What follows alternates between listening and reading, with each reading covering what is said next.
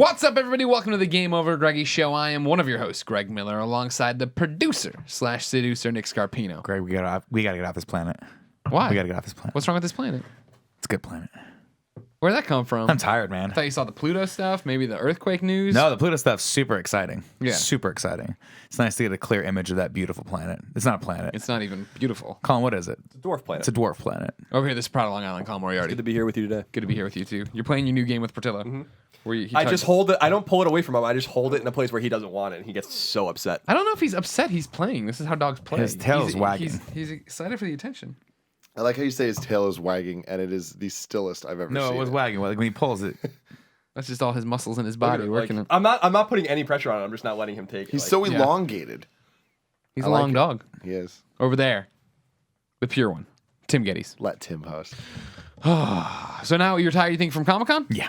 Yeah? Still. You guys are busy, Did you man. go home, You're you going to a lot sleep? of shows. I tried. I mean, we got home at around 10:30 on Oh, Sunday hold night. on a second. Yeah. Brief me on this. Because you guys caught the standby flight with me.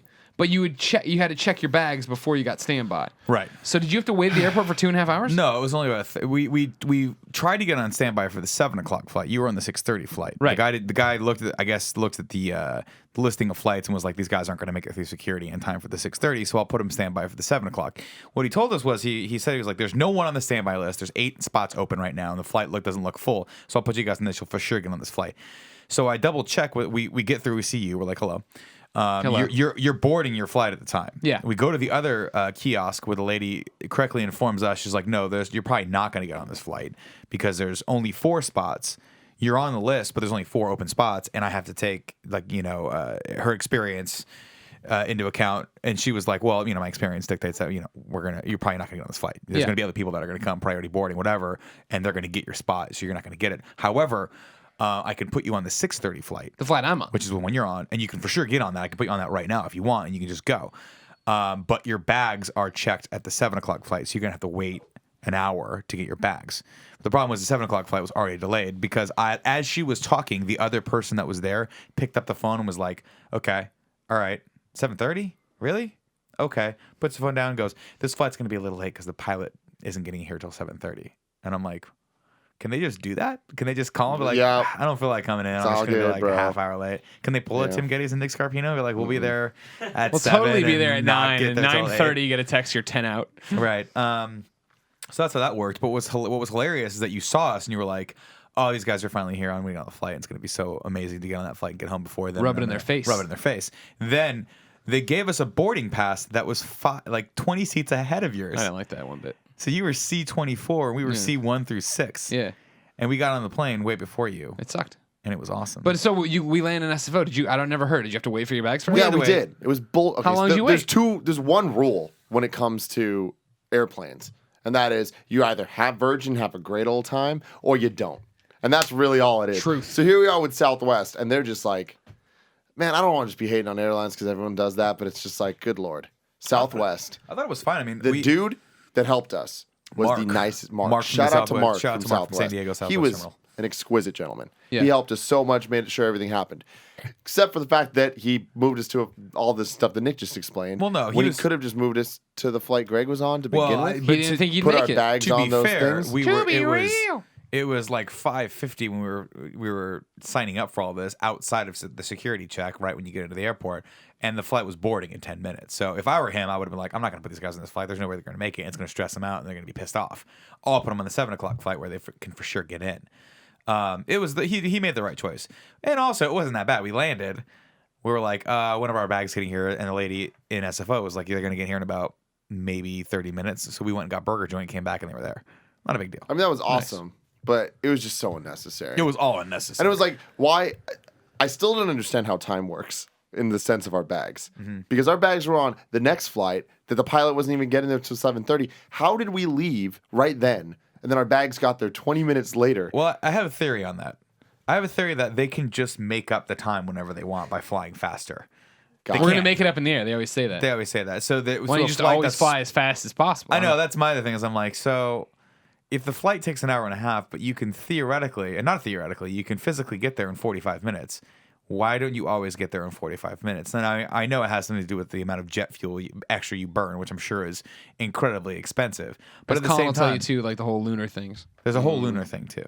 There's trade winds that you think it's catch, called not gravity. going north and south though. Yeah. I don't think there's any trade winds that you can propel on top of. But it was very fascinating because we told the woman, we were like, no, when we left San Diego, we heard that the flight wasn't leaving till 7:30, and it took us an hour and a half to get here. So we should have an hour to wait. And she's like, no, that thing's landing like soon. And I'm like, that doesn't make sense. This is a time paradox right now. That if I kill my grandfather and he comes back to kill me, which one of us wins? Exactly. If you didn't know, this is the Game Over Greggy show. Each and every week, 4, sometimes 5 best friends gather on this table. Each bring a random topic of discussion for your amusement. If you like that, you can head over to patreon.com/kindafunny and get the whole show early as a video or MP3 each and every Friday. If you don't want to give us any money, though, don't worry about it. Head over to youtube.com/kindafunny the next week and get it broken up topic by topic, day by day, until we post the entire thing as one big video in MP3 around This one's the worth world. $1. Is it? I'm calling it right now. I like our energy. I like where we're at. We're at that perfect level of we're all weird and tired and exhausted. Yeah. But keyword weird. We're always weird. Yeah, but like we're weirder than normal. Did you watch Ballers? I did. That was a good episode. It was a I good like where episode. this is going. It's heating up on Ballers in is. Ballers country. Here's the thing I was pointing out to Christine. This isn't my topic. My topic's coming in a second. It's fine. The thing I pointed out to Christine, I don't know any of these fuckers' names. I'm just like The Rock, and then the guy who works at the truck dealership, and that other guy who's fucking the mom. Yeah. I don't know their names yet either. Okay. But I didn't know the names of the guys in Entourage until maybe season 2 or Vinny 3. Chase, yeah. I mean, yeah, you knew Vincent Chase, but then it was like Money Turtle. and Turtle, Yeah. and Johnny Drama. Yeah. I guess I do know all their names. Lloyd. There was Lloyd. Lloyd was hilarious. And Ari Eagle. Lloyd. But you don't learn those till later. Sure. Honestly, the show it fulfills a need for me, and it fulfills the same need that Entourage did, which was pure escapism. Sorry. What are you doing over there? What's with these shenanigans happening on Greg's lap? I'm sorry. I didn't mean to distract you.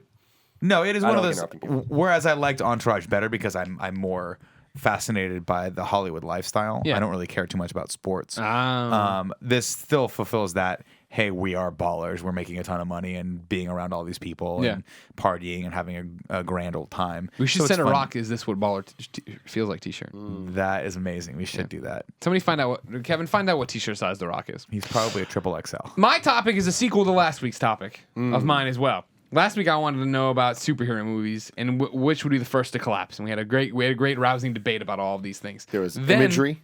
There was imagery. Yeah. I shrunk us up here. I put the imagery down there. Of Oh, I was going to give a shout out to Kevin. course not. No. Shout out to If Greg. it's Kevin, the images would be all flipped. Everybody tell Greg he does Everyone's a good name job. bars would be misspelled and be on the top of the screen instead of the bottom of the screen. We love you, Kevin. Crazy this episode. Just real quick, you're obviously going to talk about Batman vs Superman and Suicide Squad. Can we just put a picture of that wonderful Harley Quinn on the screen the entire time so people can just bask in her glory? Bask in her glory. Because she's so beautiful. I'm sure Kevin will do it slightly. Kevin, give Tim's face Harley Quinn's face. Okay, Yeah, move on. yeah, I'm sorry okay. to interrupt you. No, that was great. I'm being disruptive today. So that exactly that's what happened. So last week we talked about what's gonna happen with these superhero movies. Where is everything gonna go? Da da da da. Then Comic-Con happened. We got to see looks at Suicide Squad, obviously Batman v Superman, and then Deadpool had stuff out there Yeah. too. And so here we are. We've had individual conversations. Nick and I did a conversation about Batman v Superman. was Colin and I GRAT. talked on Colin and Greg Live. We all watched the Suicide Squad HD thing, but we didn't do a full blown reactions to it. Dissertation. A lot of requests for it. A lot of it. So I thought that this would be an easy way to kill that and get everyone's feedback on what's happening. So, Tim, Yes. what is happening with superhero movies for you? I am absolutely thrilled. Every single person I talk to, I'm just like, whoa, I can't believe we're in this place right now. I can't believe this is the future we are in. We get to watch all of these movies. We get all of these trailers. Yeah. Now, to me, the trailers, just as important as the movies. I love the hype. I love watching it for the first time. I love talking about it. I love them leaking the shitty cell phone version before they release the real one, because that creates this like level of hype that you just can't get if you just release the full one. Sure. It's just because everyone wants it. You Everyone got to wants know you want it. You don't know if you want it. And till it's you- people telling you, like describing it to you, which to me, I think is better than any trailer will ever be. When someone explains to you what happens, because that's their perfect version of it. That's their trying to hit all the key emotional points and stuff, like letting you know. And in your head, you get this vision that's just awesome. And then you see things like the Suicide Squad trailer in HD, and you're like, that's cool, I guess. That was the problem with Suicide Squad, I felt, right? Is that we were out to, when Batman v Superman dropped, and it was actually out as a nice file. You could watch it, right? I was getting ready to go host a podcast or a panel at Comic-Con, and then I noticed it on my Twitter feed, so I stopped, sat down in the bed, watched it, then I turned off the lights and I watched it again. And I was like, this is amazing. And there was no real build up to it. I hadn't heard anything about it because I've been trying. I knew eventually I'd see something, so I didn't worry about it. Then jump ahead 5 hours. I'm done with the panels for the day. I'm hanging out. And Sean Pitts was telling us about Suicide Squad, and you guys were talking about it too, and that it was awesome and this, and Joker looked awesome at the end of it, and da-da-da-da-da. And I was like, oh, okay, cool. And then when I watched the bootleg cell phone version far off and stuff, I was like, all right, I kind of see this seems cool. And then when we saw the HD one, I was like, oh, that was fun. Yeah, that was fine. Like, I don't know if it had... If it had one arm tied behind its back because it had just come out after Batman v Superman, which was like, I thought, an amazing trailer. That was just a fucking awesome trailer. But yeah, I wasn't like blown away by Suicide Squad. I thought, yeah, I did think, what is it, Leto? I always say it wrong. Jared Leto. Yeah. Just his last name, Leto. Leto. You want to say Leto sometimes? Jared. No, like a Jared. Leto deck. Jared Fogle. Gerard. Jared, his Joker, I liked. I liked at the end there, right? I'm still not sold in the teeth or whatever, but like, yeah, his characterization and talking about how he's going to hurt you real bad, that was cool. To me, I think the most important thing about Suicide Squad, like the trailer, was how much I felt this nice little flow between Batman vs Superman and it. Their universe. For the first time, I was like, the DC universe is a thing. Like we knew it was going to happen. But so far, it's just been a bunch of movie titles and dates. Yeah, Man of Steel, and then here's some logos. Yeah, and here's a bunch of logos and stuff. But it's like now it's like, oh shit, they're actually doing this. And to see that in the Batman vs Superman thing, you get some Joker hints, and then to see Batman in the Batman or in the Suicide Squad thing, I like it. It's all starting to actually feel like a thing, and they're definitely playing catch up with Marvel, but they're doing it differently, and it's definitely not going to be good, but that doesn't matter. I'm going to be entertained. Oh, Suicide Squad's definitely not going to be good. Well, I think that overall, like that whole universe, I'm just worried. I'm really worried we're going to get a good movie out of it. You think it's definitely not going to be good? I mean, honestly, like so far. But again, having said that, just because it's not good doesn't mean I'm not going to like it. I'm still going to enjoy it. I don't want this to be Transformers, though. I know. I don't want this to be something where you're like, I'm happy this exists, even though it's bad. But I mean, I honestly, Batman vs Superman, the trailer looks great. I have a feeling that like the trailer is going to be better than the movie, and I think that the movie is going to have its moments. The fight, it's going to be fucking awesome. Seeing Batman grappling away from Superman, holy crap, that was cool. Yeah. How much the rest of the movies is going to be like that, and should a whole movie be that? No, but it's just that it's going to have moments that are going to make me go, oh shit, that was cool. Just like Man of Steel, when he flew, and it's like 4 minutes of him just flying around the world. Yeah. Awesome. The rest of the movie, Okay. I'm with you. I mean, I think I'm very excited for what DC has to offer. I'm very excited for this universe that they're building. I think it's to me it feels different than Marvel, where Marvel now has had the luxury of making so many good movies that they almost don't feel great anymore. Like you watch them and you're like, I know this is a good movie. I know I should be super happy with this, but it's that fatigue. It lacks that punch. Yeah, it's not doing anything differently enough for me to really feel like this is a unique and fun experience.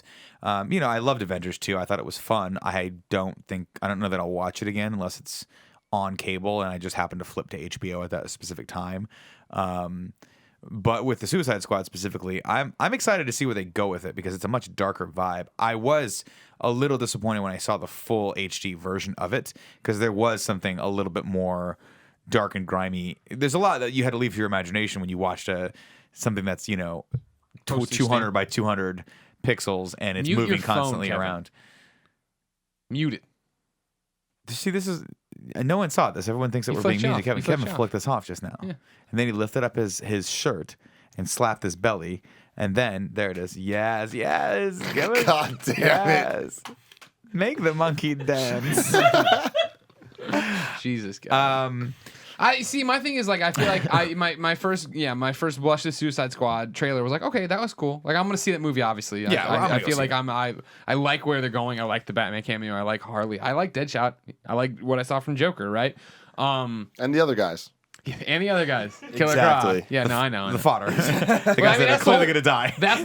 Some of them will for sure, but that's the whole point too of the Suicide Squad is that you can kill people. Captain Boomerang's dead. No way. He's not making it to the end of Suicide come back. Squad. Captain Boomerang will live. We don't need Captain Boomerang. Rick Flag Jr. Come on, guys. Come on.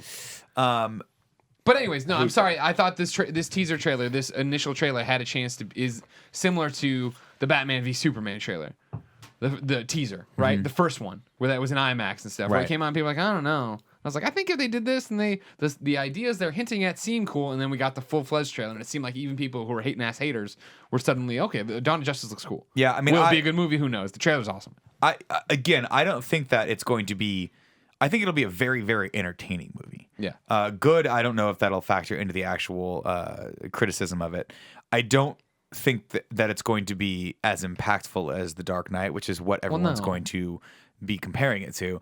But I mean, honestly, in my mind right now, I'm just not even going to bring in that. I'm leaving The Dark Knight where it is. I'm not going to bring it into the conversation. It's different. It's different enough to me not where I'm trying like, to be that. Exactly. Well, that's what, Colin, you can talk to this. You were talking about how you were happy with the Superman trailer to see notes of Nolan, right? To see the influence of Nolan. I mean, these are two different trailers. I think that I got just two different vibes from. I think with Suicide Squad, I think Suicide Squad is going to be a bit of a mess, but the thing I was most interested in with Suicide Squad specifically was with Joker and Harley Quinn because, and I was talking to Greg about this, and I assume that people already know the answer to this, but I just didn't know, is that my assumption is that Jared Leto and what's the woman's Margot name? Robbie. Margot Robbie will both be in the Batman movie too, right? Like you have to assume that they're building. You mean the standalone Batman? Yeah, exactly. Then yeah, assume probably. so, Yeah, yes. yeah. So like, I'm interested more in the tendrils that movie's going to have out into like other DC movies Sure. in this universe we're talking about. I agree with Tim's kind of point, which is just like who, like Captain Boomerang and Killer Croc. I mean, people know and stuff, but it's just like who the fuck are these people? This is like 5 years ago. This is what we said about Groot and Rocket Raccoon and Guardians of the Galaxy. I suppose, but I just feel Colin's like favorites. Yeah, definitely. But you know who those guys are now. You know those I references. knew who Rocket Raccoon was. Yeah. To be fair, for a long time, I don't know why. But to me, Marvel has way more cachet with like names, and they just have way more names because they're typically about groups. Yeah, they have big right. groups, The yeah, Avengers, the X-Men, the Fantastic Four, like whatever it is. So there's just a lot of names, and to this, I'm like, I get a little concerned about Suicide Squad because I'm like, it looks great, it looks very stylish, and I'm excited to see it. I want to see it, but I'm like, this is what you have, like this is it. Like I want more, and I don't think that they have that much more other than their big marquee, Wonder Woman, Superman, Batman, Aquaman, et cetera, et cetera. Justice. It's like there's big names that are like standalone guys, like Batman. He's a lone guy. The thing with Batman versus Superman that was interesting to me was that it looked way better than I thought it was going to look, and I've always been excited about it because I want it to be good. And like I said, to folks on Colin and Greg Live, and I expressed it on Facebook actually in our fan run group, was just that like I want this movie to be good because I love Batman and I love Greg, and Greg loves Superman, and I think that this is Superman's last shot, to like really gain some sort of mainstream relevance in this cycle of movies for the next decade or whatever it is.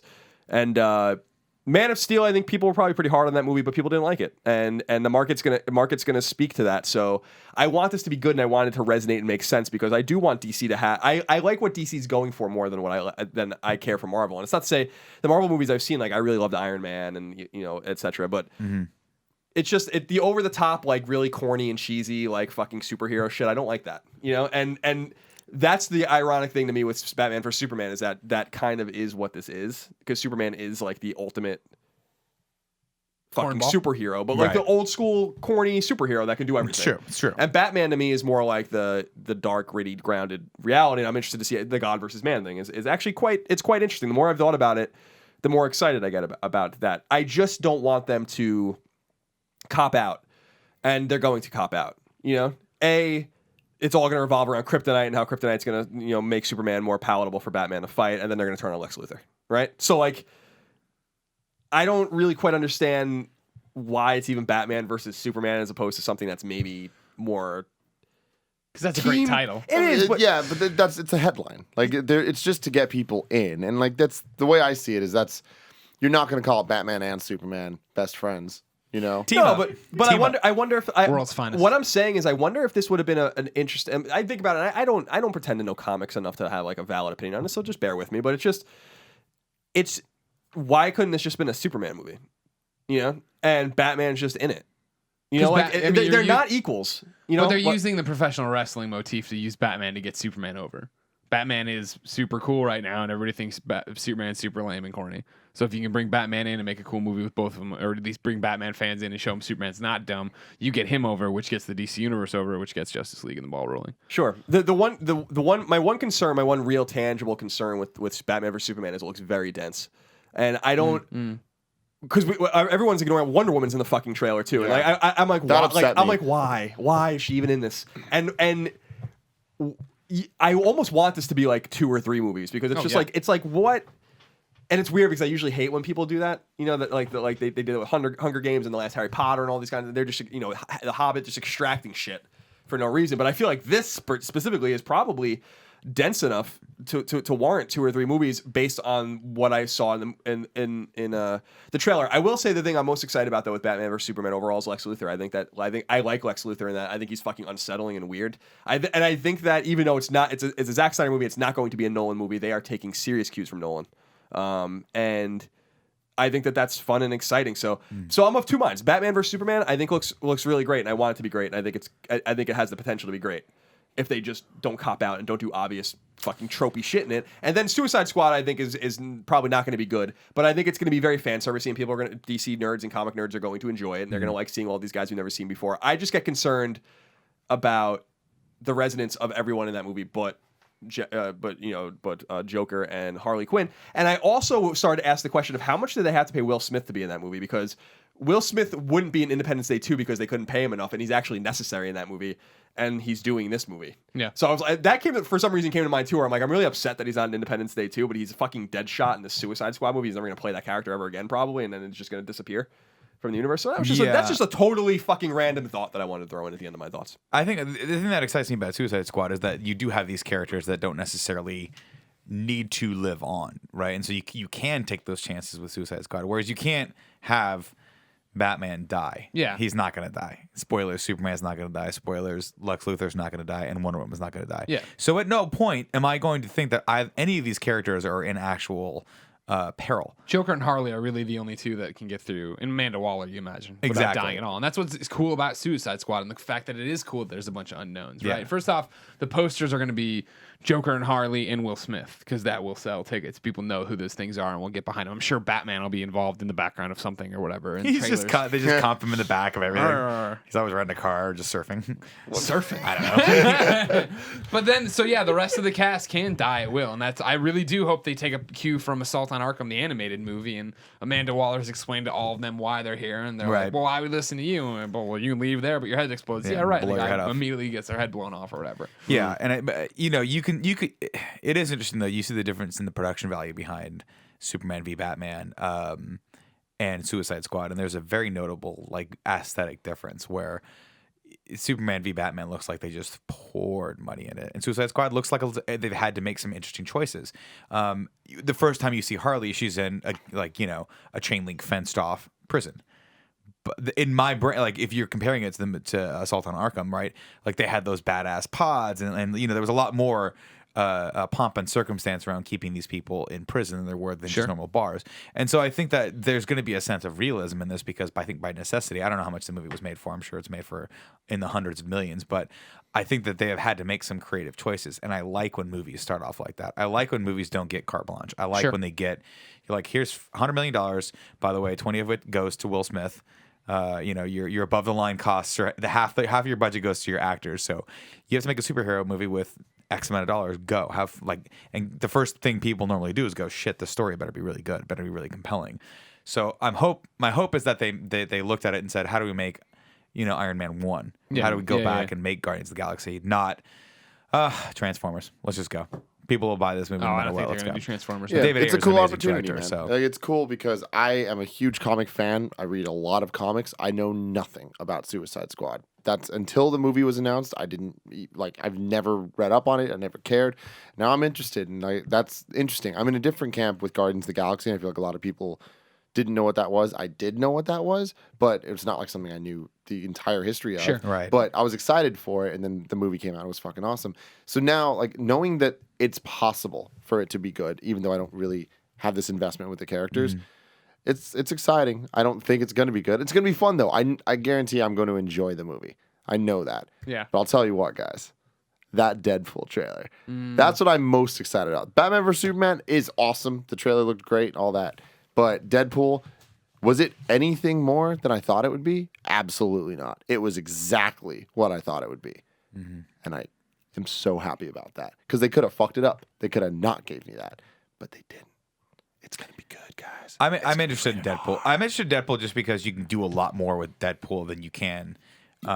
Namely, you can break the fourth wall a lot. You can have him making references to the person who is directing the film that he's currently in. You can do a lot more crazy stuff, and it's rated R, so you have that nice conversation between Ryan Reynolds and the guy from, I forget his name, TJ Miller from Silicon Valley, and that you can just have them sit there and just rip up each other apart and be funny. So it will have a sense of humor to it, but it's also going to have a real ultra violence to it, which will be great. That's what Deadpool will be is. cool. Yeah, and like that's the thing is like they're gonna nail Deadpool, which is awesome. And I also think it's cool that we saw Colossus in the trailer, so it's like we're getting this universe thing from a universe that whether or not we wanted to, we've been a part of since the year 2000. Right. And that's my question with the Deadpool stuff. Obviously, is more Marvel, and I'm not following. Is it happening? Is Ryan Reynolds, Wade Wilson still the Wade from X-Men Origins Wolverine? I don't know how that all works. Okay. To be honest. Okay. But I mean, I think it's Is that be the in Colossus universe. from the X movies? I couldn't see because it was on a freaking thing. But and also I'm pretty sure he was in like Colossus mode. Yeah. So I wouldn't be able to know anyways. But I mean, think presumably it is. there's something different though. Days of Future Past got rid of all that shit. Oh, that's right. That's right. So it's set it all over. I was gonna say because that was because in the way Thank the way God so for good. Days of Future Past. the Wade Wilson in the Wolverine, that was an origin story. So that was a long time before the events were happening, right? Like when he got his mouth sewn. Yeah, that was shut. X-Men Origins That Wolverine. was Origins of the Wolverines. That was supposed to be a long time. But it was before, still Ryan Reynolds, which is cool. Yeah, which is cool. I love I'm glad this. that they kept him. It's Well, gonna be obviously, so you know, if Ryan Reynolds wants to play a part, you let him play the part. I like the homages in the trailer to. He's like, well, don't make the suit green, and for God's sake, don't make it CG. Yeah. I mean, I liked all that stuff. I think the thing that makes me happiest about that though is that they're dipping their toes in the pool of rated R comic book movies Of expanding. which makes me really happy because a long time ago, I'm sure you guys all remember, but there was a hint that Darren Aronofsky was supposed to do a hardcore Wolverine movie, and that would have been awesome. I mean, take the cuffs off Wolverine, and we can actually see what the character is supposed to be like. Not that he's exactly happy-go-lucky, but you know, you always have that left over from when we're kids, where heroes, quote unquote, can't kill human beings, so. If they do, it has to be super non-violent with no blood, or they have to always kill machines, right? It's that G.I. Joe mentality where they can't fire real bullets, so let's have them fire lasers, but even lasers can hurt, so let's have them fire lasers into, like... the ground. And then the pilot always jumps out. Yeah, of the pilot always jumps ship out. and, Hey, I'm good. You know, it's like, how big was the Cobra Army? Because it could have just been 20 people for all we know. They were always surviving and going back and just getting in new planes. Similar to Batman Arkham City. Like, how many tanks does that guy have? Oh, they were all unmanned. Remember? Yeah, they're all drones. But And if Jesus you remember Christ, too, like billions of dollars. They worth of tanks. chimed in that all the villains put their money together to take out for this plan. It was a And stupid also, there was a investment. rumor from one of the goons on the ground that Lex Luthor was behind it too. Oh, I see. Well, you always got to use other people's money. That's the smart thing to do. No, I'm excited. I mean, I hope it does well. I'm going to go see it, if nothing else, just to support the fact that I want to see more rated R movies come out, especially in the comic book genre, because I do want a rated R Wolverine movie. I would even want a rated R Batman movie, but I don't think that there's no need for that.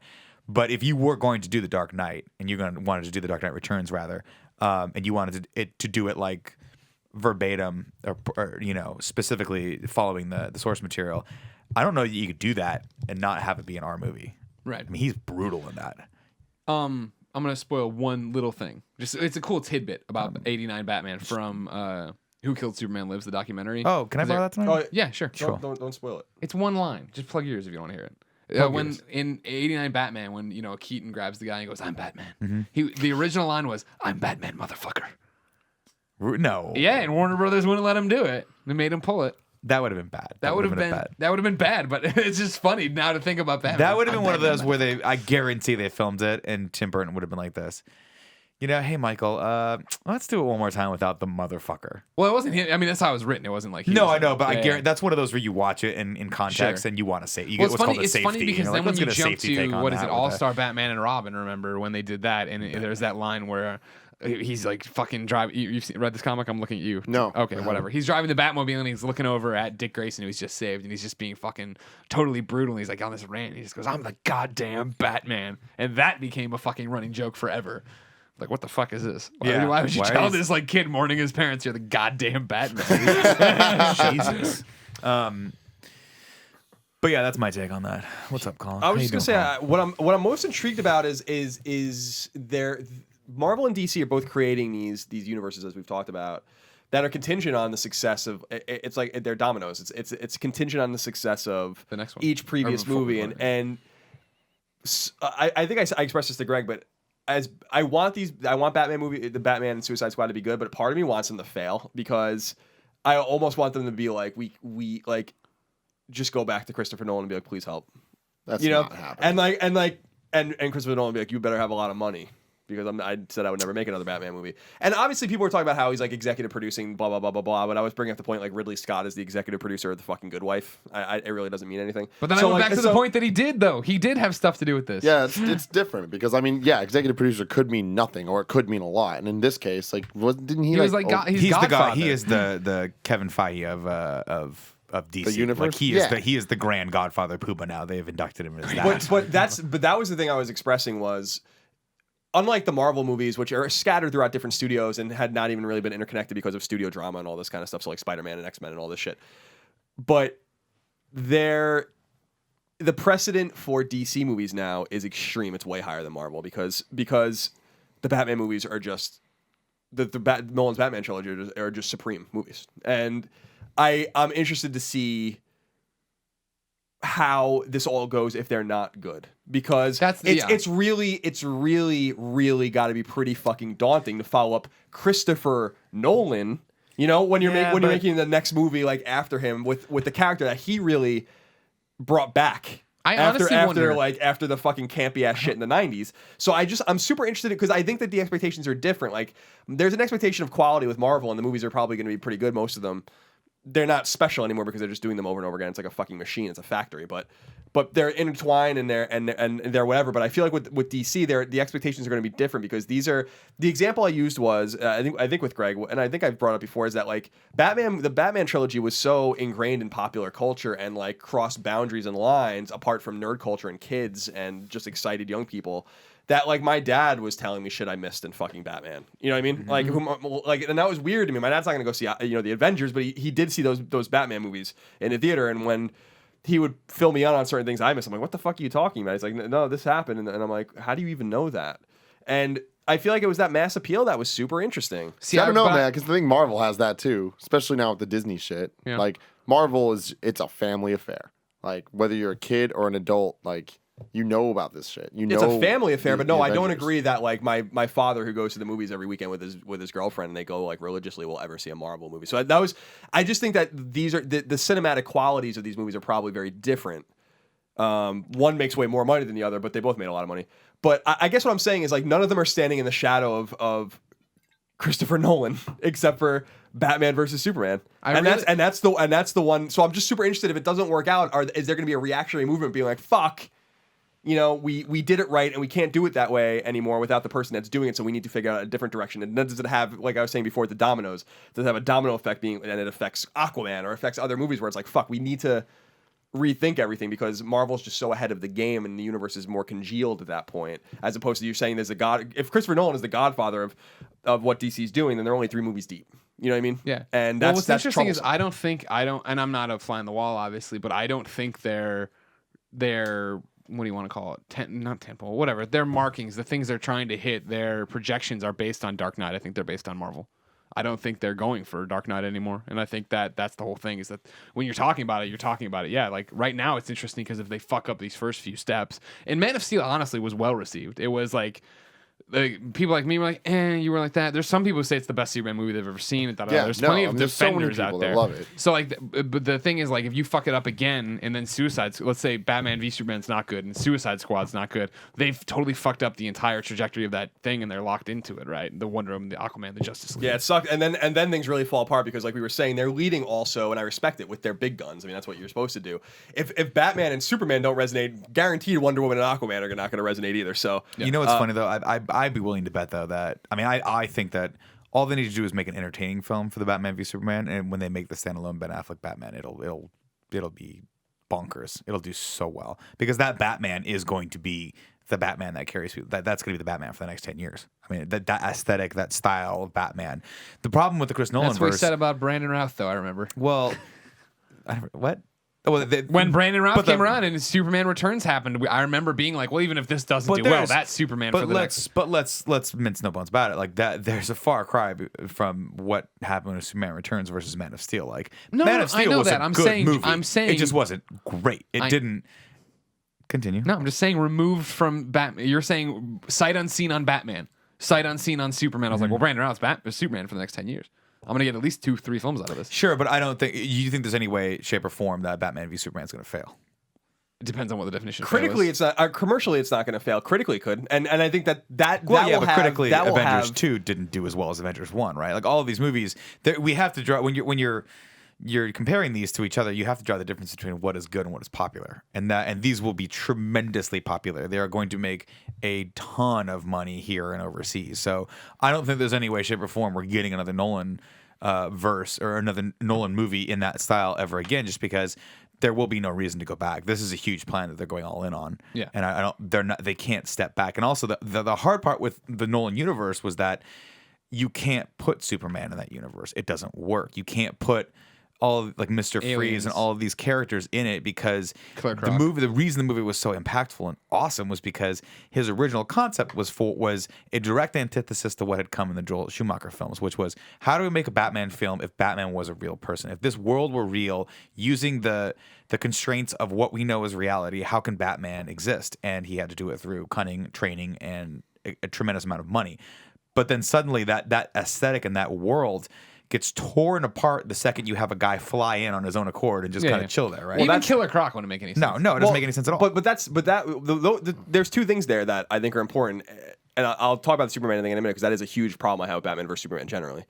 But it's basically, Superman. Well, it's just Superman. No, it's not. It's that Superman and Batman, and I know that they do in the comics, and I know I'm not familiar with the comics. It just doesn't make any sense that they're together. It doesn't make any sense to me at all. It's never going to make sense.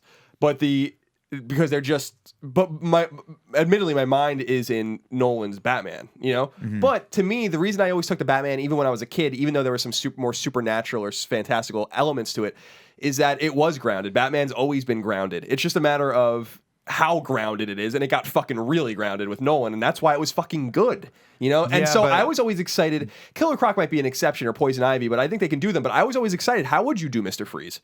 If Nolan was going to do Mr. Freeze, how would you do Mr. Freeze? That was the thing I was always excited about. Was Scarecrow's easy and Joker's easy and Bane's easy and Riddler would be easy and all these characters. But I always wanted to see I always wanted him to take one of the supernatural ones, like Killer Croc, and be like, how do you make Killer Croc? How do you do it?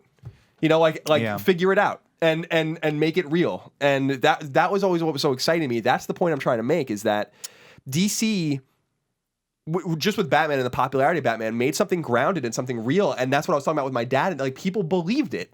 You know what I mean? And people aren't you have to suspend your disbelief, of course, but Sure. But it's believable. I believe that those Nolan movies were as grounded as you could possibly have made it. And that was good. That's what they should have kept with. See, so when you put Superman into Batman's universe, I agree, and that's why I think that I talked to Greg about it. I'm like, when Superman rips the doors off of Batman's Batmobile, I'm like, come on, these two can't fight. No, see, I think what you need to do is before you see the movie, specifically before you see the movie, you need to read The Dark Knight Returns, and you need to read it because that's how you tell that story.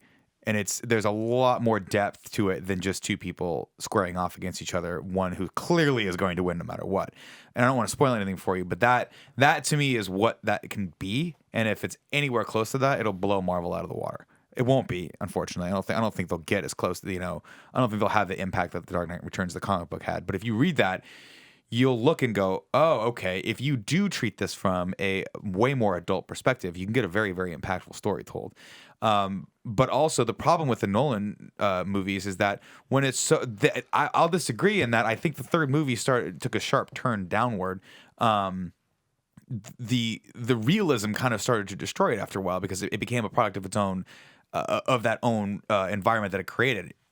Bane holding a city for an entire year was absurd. That was absurd. And it was absurd because the movie is supposed to be based in reality, and that is an unrealistic thing to have happen, right? Why? What the hell is the point of that? Yeah, but I disagree with that fundamentally in this, and we talked about this, it's not a farce. I really do think that's the best one because Bane had motive and none of the other guys did. But the motive what was the motive? He was giving, like I said, it's clearly inspired by Occupy Wall Street, that movie. He's giving the power back to the people. It's not necessarily his intent. but that's what the movie's about. It's a peasant revolt. You know what I mean? Like, as opposed to, I appreciate like the man that wants to watch the world burn, the man that doesn't give a fuck, like Joker thing, but Joker had no intent, like no motive.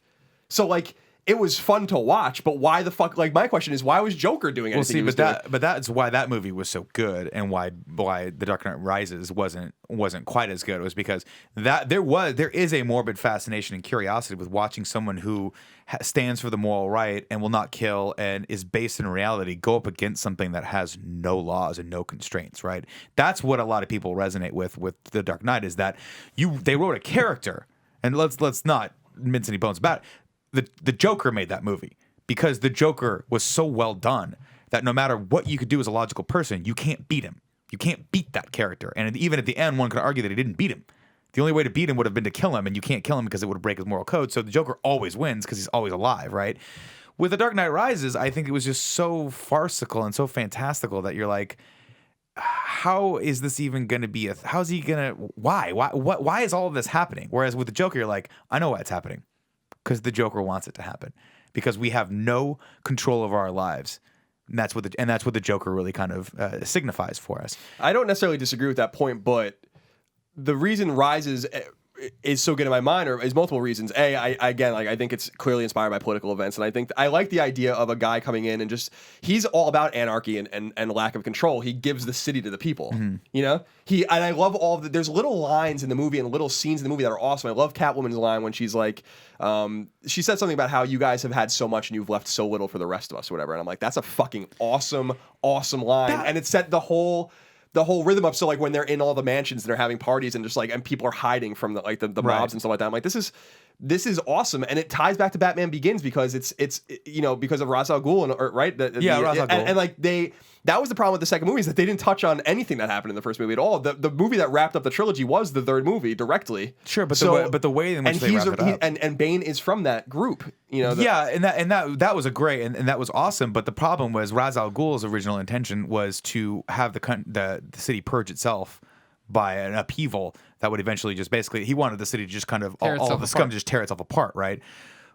And that's awesome. And if that had been their motivation, I'd have been like, this is a stunning conclusion to this trilogy. But they were going to blow the fucking thing up.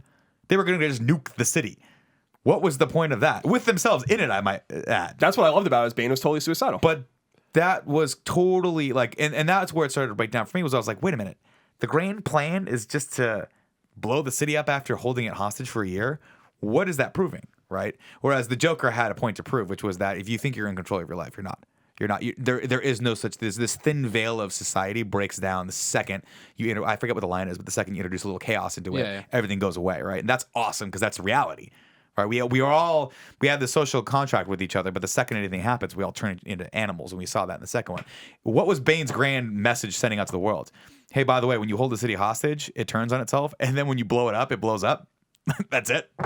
Hey, I can nuke a city. Anyone can nuke a city. His message was, take back your city. Yeah. He said it quite clearly. By the way, as a note to that, someone on the fan run Facebook group had circulated. I had never seen this before. I mean, you guys probably had, because you were just more engaged in this stuff. When they had shown before, they showed like the entire opening sequence of this third movie like early to people, like 6 or 8 months before the movie came out, before a certain movie. It was IMAX. IMAX, and no one could understand what Bane was saying. I didn't realize that is why. Like, I knew that Nolan changed it in post or whatever, and like made him record his lines and stuff like that. But I didn't realize it was because the audiences complained. I always thought that because I was reading like news clips from that time, and they're like. And Nolan was saying, I think it was Nolan was saying things like, you don't need to understand everything he's saying, as long as you understand the intent. And I'm like, really? Like, that's so weird. Like, so they even knew at the time with his mask on that they could not hear him. And then audiences like widely complained, and so they redubbed it. I had no idea that was the sequence of events. Oh yeah, I just thought that was an interesting tidbit in case people didn't know that was huge when people saw that the number one thing they came back with was like, it was cool, but. And you never want people saying that. You never want there to be a but when people are promoting when there's a word of mouth going around. He had a similar thing happen. This is not the only time Nolan's had this happen. He had a similar thing happen with Interstellar, where he released the IMAX version and everyone, myself included, saw it and was like, the sound mix is so off for this movie that it actually hurts to sit in the audience because there was so much bass. At one point, I turned to my wife and she was covering her ears. Like, what the fuck's going on with this? And I'm like, I don't know. That must be. And I assumed it was something that the projectionist had done. Maybe there Turn was a the sound knob mix. up. Yeah, there's just too much bass and they had to go right back and EQ it, or maybe the sound system wasn't set up perfectly for that. But he came out and apologized and was like, yeah, I'm sorry. I guess people just don't like that much a wall of sound coming at them for certain points. I'm all about that. I thought it was okay, but yeah, that Bane specifically, and that was it sucked for Tom Hardy too because I guess you never want someone to go back and have to redo their performance. Yeah, and of course then it just sounded like he was being an broadcast echoey room? over a stereo. I loved it. I still stand by that voice is unsettling as shit and perfect for that character. I It's think it so is. fucking weird. Like that's what I love. it's Hulk Hogan's body with Mr. Magoo's voice. Just like, what are you doing? I remember, again, when I first saw it, I was like, this is all. I remember at the plane sequence, I was like, this is awesome. Yeah. He's fucking creepy as shit. You know what's even funnier about that, and I know we're going long on this topic. What's even funnier about that is had they just done the ADR, the voice replacement from the get-go, and no one had ever seen that other stuff, no one would have given it that much shit. It's the fact that there was such a big deal made of, oh god, now Tom Hardy has to go back and read. Because by the way, it's very popular for watch any movie. Probably 60% of it is ADR. You're filming on a street, you're filming on a beach. Anytime you see a beach scene, that's not their voices. Because you can't mask out the waves. You'll be like, honey, you know. And that's just that. So normally if you get a good ADR and a good sound recordist, they can figure it out. But on that specific, that one that was just the headlines hit, and then it was like, then you're paying extra close attention every time. It's like, yes, and you're like, wait, his eyes are going the wrong way. What the hell is happening? I will say just real quick because again we are wrapping up, and I think Nick would appreciate this the most. Although you're all film fans, is that, and I've expressed this I think maybe on Colin and Greg. We talk so much I don't know where the fuck I said any of this shit. Going back and watching the Batman trilogy again, which I did just a couple weeks ago in order, just back to back, made me realize that with Interstellar and also with Inception, and I guess Memento as well, that I am just a fucking huge Christopher Nolan fan. Like I am like so on that guy's fucking dick. It's like not even funny. Like I am. For the first time I've identified, and this makes me excited about film and it makes me excited about cinema. Like I've identified someone that just does what he does in such a masterful way that I'm like, you can't fuck up. And I almost feel bad for him, like if he ever does make a movie that's bad. I haven't seen all of his movies, but I'm just like he must have to be so deliberate now with the projects he creates because it just gets better and better and better and better. Like Interstellar, to me, is like so extraordinary that, and the Batman trilogy and Inception. I'm like, these are fucking awesome, awesome movies. So I thought you maybe would appreciate that like I've identified for the first time a thematic style of groundedness. Taking the unusual, whether it's traveling through your mind and some weird time travel shit or fucking space travel and all this, or Batman, and he just grounds it. Yeah. And I love it. I think he's so talented. I cannot wait to see what he does next. I can't. And I've never felt that way about a director ever. Or a writer ever. I think that's why a lot of people like him, right? It's because he has a clear vision and he executes against that. Similar to the reason why a lot of people don't like George Lucas was because he had that similar thing. It just didn't quite work out. Where Nolan is a master storyteller and he works with his brother and his team to tell his story. Now, a lot of people will you can go in and pick apart things in his movies where you're like, really? But by the end of it, you're like, shit, that was a piece of art, right? Similar to how you can go into a 20-hour video game and be like we played Arkham. We're like, don't like the tank stuff. Don't like it at all. Yeah. Still love that game. Yeah, That's Nolan in a lot of nutshell. good stuff. Nolan in a nutshell. Yeah. Real quick before we end this topic, Kevin texts and says The Rock's shirt size is unknown, likely 2XL. So now Kevin, get him a "This is what baller feels like" t-shirt. Nick, Yes, sir. what's your topic? We've been busy lately. Very busy. We're coming up on our 5th convention of this year, 6th convention, 7th. It doesn't matter. We Our had a great, second in 5 weeks. right. We had a great time at Comic-Con. We had a great time at E3, obviously. Comic-Con was a specific blast because it was an opportunity really to just get out there and network with a lot of people, a lot of our peers. But I'm tired. And it's only going to get ever more so by the fact that we have got There's 5 weeks, more. 4 conventions. Right. Now, don't get me wrong. I'm very happy to be going, and I'm very happy to be traveling with you gentlemen. And in a couple specific instances, I get to bunk with Colin, so we will, I'm sure, pick up our conversation of chatting like little schoolgirls, giggling until the wee hours of the morning. But if you guys were given a week off right now, Yeah. Oh my god. what's your ideal way to spend an entire. I'm talking like an entire week, no, all expenses paid for. The company's just like, hey, Tim, you've done a great job. We'll send you anywhere you want. You can do anything you want. How do you take a vacation? What's your vacation? I mean, this is such a lame answer, but seriously, all I would want, and I said this yesterday to you guys, I just want 3 days to sleep. I don't care where I'm sleeping. Actually, I just want a bed. Yeah. Just get me a bed with a lot of pillows. Like, I want pillows surrounding me. You should want a bed made of pillows. Yeah. Yeah. Yeah. Yeah. I like that. Yeah. That sounds really good. And then I want strategically throughout those 3 days, 2 meals a day. I don't need breakfast. So just lunch and dinner. I want people to, right when I want them to, come to me, take me to wherever I want to go, eat out somewhere, and then take me right back. Maybe go to a Best Buy on the way back, walk around a little bit, Right. then go back in the bed and lay until the next feeding time You okay? and just go. The person would be Kevin. I would want Kevin to pick me up, and I want Kevin to take me to the Best Buy. Okay. And the rest of the days, I just go back to work. I can't imagine not working. Yeah. But I want 3 days. 3 days. Hibernation. 3 days of hibernation. Hibernation 2015. We deserve like a hibernation con. Okay. I like it. Hypercon. Hypercon. Hypercon. Hypercon. Hypercon. Hypercon. Like Cybertron. Hyper doesn't sound I know, but it Hypercon sounds like cooler. the opposite of what we want. Yeah, exactly. It sounds like we're gonna be really We're gonna busy. be really I don't want fucking that busy. at all. No, not at all. Yeah, I think that's it. You Okay. know, I could add a bunch of little more details, but I think you guys get the picture. No, that makes sense. Colin, what would you do if 3 days, 4 days, 10 3 days, weeks? 4 days. I mean, here's the thing about vacations for me, and by that I mean like leaving and going places, is that I never enjoy it. Like I'm always, when I go somewhere, wherever it is, I always can't wait to not be there anymore. And I don't know why that is. Like, I need to be in my space, and my space is my space. It's not even. I even feel that way when I go to New York. Like, I'm excited to be there and excited to see people, but I'm also like, all right, like, I don't have all my accoutrements in my life here right now. I need my accoutrements. I need my accoutrements. But like when I was in Iceland or when I go to Europe or even when I've gone to Japan, I enjoy my time at these places, but I'm always like, all right, 5 more days. All right, 4 more days. All right, 3 more days. And I'm always excited the day I leave. Because I'm like, I don't have to be here anymore. And I know that that's fucking weird. I just don't, because I've never had like a bad vacation or been in a place where I was like, this is awful and I can't fucking believe I'm in this fucking shithole. But it's more like I just like being in my own space. So my ideal vacation is what I called retirement vacation, which I took when our last year at IGN, which is like I took like 10 days off and I just didn't do a fucking goddamn thing. I like got up every morning, I went to the diner and had breakfast, I laid around and played games and just chilled and watched movies, and I didn't do fucking anything. And that was so ideal. That's why I'm so excited. And I call it a retirement vacation because that's a replication of what I want my retirement to be, which is doing nothing.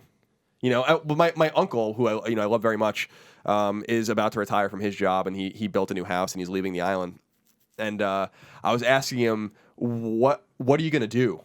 You know? And I'm like, you gonna vacation? You want to play golf? And he's like, no, just want to hang out. And I'm like, oh, you son of a bitch. he gets it. You know, he totally gets it. He's like, I'm just gonna do whatever. No plan. Just gonna hang out. I got all the money I need. I got my house, got my wife, got my dogs. Just gonna chill. I'm like, fuck, man. Because most people, I feel like there's always an agenda, right? Most people are like, I want to travel, and I'm like, I don't want to fucking travel. I don't care. You know, like we have the like, it's not. I know it's such like an ignorant American thing to say, but I've been places. I've been like in different countries around the world, and I've enjoyed it. But we have the internet. We have movies and TV. I don't need to be there on the ground necessarily. With the way VR is going, We'll be 5 fine. years you're gonna be able to tour the Louvre whenever you want. Exactly. So it's just, to me, it's just that I'd feel that way regardless of where I lived. It's like, where is the most Colin shit, right? In Colin's apartment or house, wherever that might be. It was in Boston. It was in New York. Now it's in San Francisco. So ideally, I would just stay in San Francisco and just do whatever I want. Yeah. And so I don't feel the need to travel or do those kinds of things. I know that's weird. I know that's so profoundly weird to people, but that's just, I think it speaks to my homebodiness and kind of my, I like to just be alone. I know people think that that's a joke, and it's not. I don't mean that literally. Like, I like being around my friends. Like, we're together every day, but I generally like to just be left alone. I like to be left to my own devices. I don't think that's weird though. I mean, because I'm like that too, and like my answer is very much like that. Now thinking about it though, because I'm not totally totally 100% not wanting to interact with anybody. So that's why I have Kevin picking me up for food and stuff. But to flesh this out a bit more, if I have a week, I want 3 days of my HyperCon. Then I want to go so hard at Disneyland like I've never went. Like I want to go nuts. You're gonna do every ride. I mean, that's not that hard. Sorry. That's just normal, Greg. You're gonna eat a corn dog. I'm gonna go pretty nuts though. We're gonna go hard. I want to be there from opening to close. Tire myself the fuck out. Then 1 day of sleep to get my shit back. Recalibrate. Then a day in Hawaii. Now, in order for all of this to be perfect, I want there to be no travel time. Teleportation. So someone needs to pay to teleport me because that's how that works. And I want them to teleport all my friends. And all I want to do in Hawaii is 2 things: jump off cliffs into water and wrestle with people in water. That's it. Then I want to go back and the rest of the time sleep. Virgin America goes to Hawaii now. Oh, I know, Greg. Save them points. I know. Okay, just letting you know. That's it. Greg? I mean, mine's similar to Colin. Yeah, like if it was right now, you're giving me a week off, right? It would be a bad scene. Because the first thing I would do is call Konami and be like, "Can I get Metal Gear early?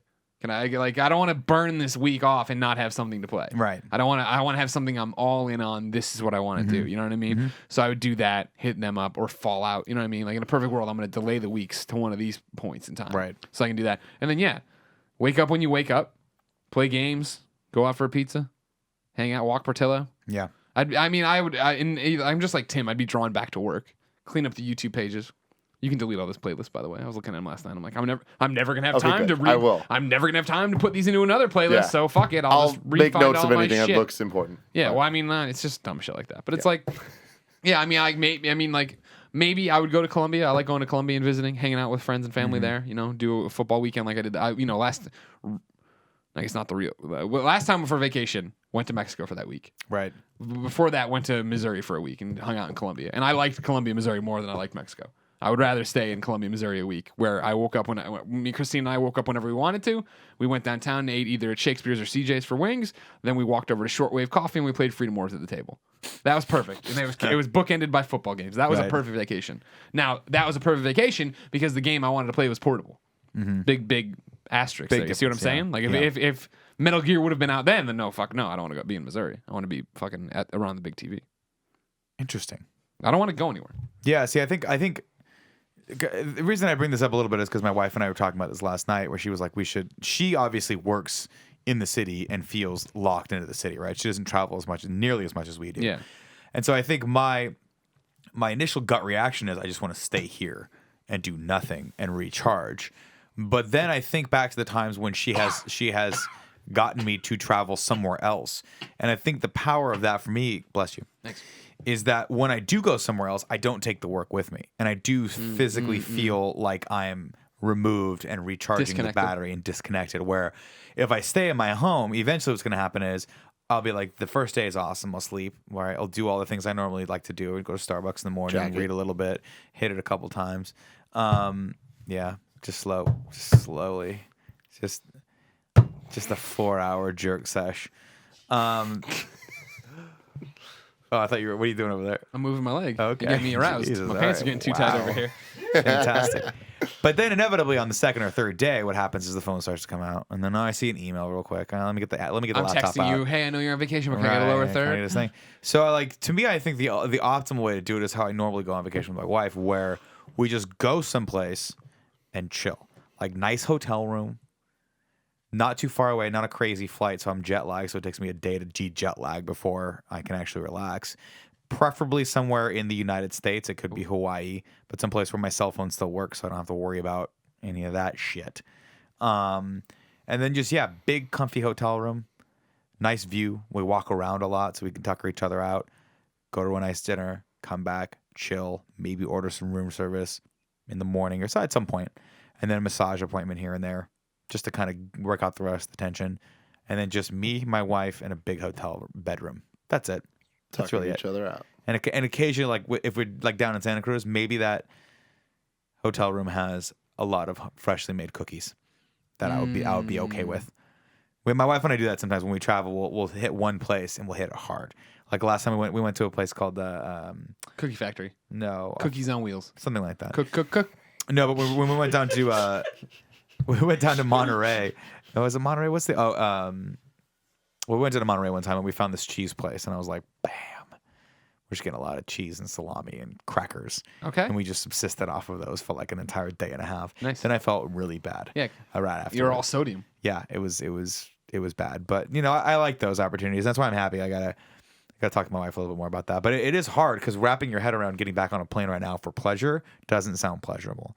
Getting back in the car to drive for a few hours to go someplace for pleasure doesn't sound pleasurable. What really does sound great to me would be to do exactly what Tim said. There's some combination of all of you where it's just sit on a bed until it's time for someone to bring me food, go out to my couch, sit on the couch with my big screen TV, put on a movie that I like, and then just open my mouth and have someone put the Taco Bell into my mouth. And then they do this to your jaw to make you chew. Yeah. And then when I have to poop, they just get in there and take it all out for me. Right up in that butt. Just Oh hose my it out. God. Just vacuum out. Zzz. Jesus Christ, he had a lot of nachos this time. Zzz. They're doing the commentary while they Yeah. do it. That's gross. Jesus, what's going on here? This Well, guy's got a lot going I on. like in how his much- head. Yeah, why are they moving around? I feel like so it would just be much? a tube, but it's more of like a. No, they're in there. All right. They're really all up in vacuuming, there. huh? They're getting Yeah. all the crevasses out of my Hey, to each his own. my bowels. They're Sure. just getting up there. Some corn. I've had some shit shoved into my ass by doctors in the past, and it's similar. Yeah. No, I remember that whole ordeal in your life. Oh, it's I was here for fantastic. that time period. I told you the whole thing about how the first time a doctor stuck his finger in my ass when I was a kid. It was Was because this hopefully an appointment that you made for this? no, or- it was so weird. He just told me to come into a room and he put a. No, I like the one thing. The unfortunate thing you learn when you have like stomach and colon problems is that it's just a lot of it is Things just going up focused there. on your ass Yeah. because that's just the way in. And It's just. and I mean, that's my motto, really. and I, or they can go very down true. to your throat too. But that's You don't want endoscopies that. are That's even invasive. worse. I've had that too. Given the choice of a giant tube down my throat or a giant tube up my butt, I'll go butt. They're gonna knock you out either way. I would just rather them not be fucking around like with my throat. Yeah, just cut my butt. I'll never forget. Like the doctor was like, "All right, I got you." Put his glove on, put the lube on his fucking finger. I was just like his Vaseline or whatever. And he's just like, "All right, I gotta I like how do Nick this." goes 2 fingers. And he's putting it all on his hand. But I remember he's like, "All right, at the count of 3, I'm gonna go in and I'm just gonna feel around." And then I remember him go 1, 2, and just went in. And I was like, I was like, "Oh my god." And I'll never forget because my dad, obviously, way older, and you have to be careful with that shit when you get older. You get a lot of your prostate exam and whatnot. Mm-hmm. He's like, yeah, he's like, you're a man, and just get used to it because this is the way. It's the older you get, the more doctors are just going to be wanting to probe your ass basically with all matter of things to make sure you're okay. So, Growing up, my dad told me, he was like, being a man really means letting other men play with your butthole. And I took that to heart. yeah, no, absolutely. The one thing I was wondering when I got my colonoscopy last time was that they knock you out and the drugs are just the best, and then they make me so fucking loopy, man. They're Love it. they're funny videos that Cheryl has of me that are like I don't remember anything that I'm saying. It's or great doing. that she took a video of you. Oh yeah, that was the funniest That's thing. awesome. Posterity And sake. they put you on your side, and then they and I was just like, what? I was always curious, like based on these guys do this every day, right? This team of people at Kaiser or whatever, they do this every day. Yeah. They chose that lifestyle. Yeah, I mean, this is the doctor specializes in these things. The team probably, they're very good at it. Get but the butt guy. But I'm like, what?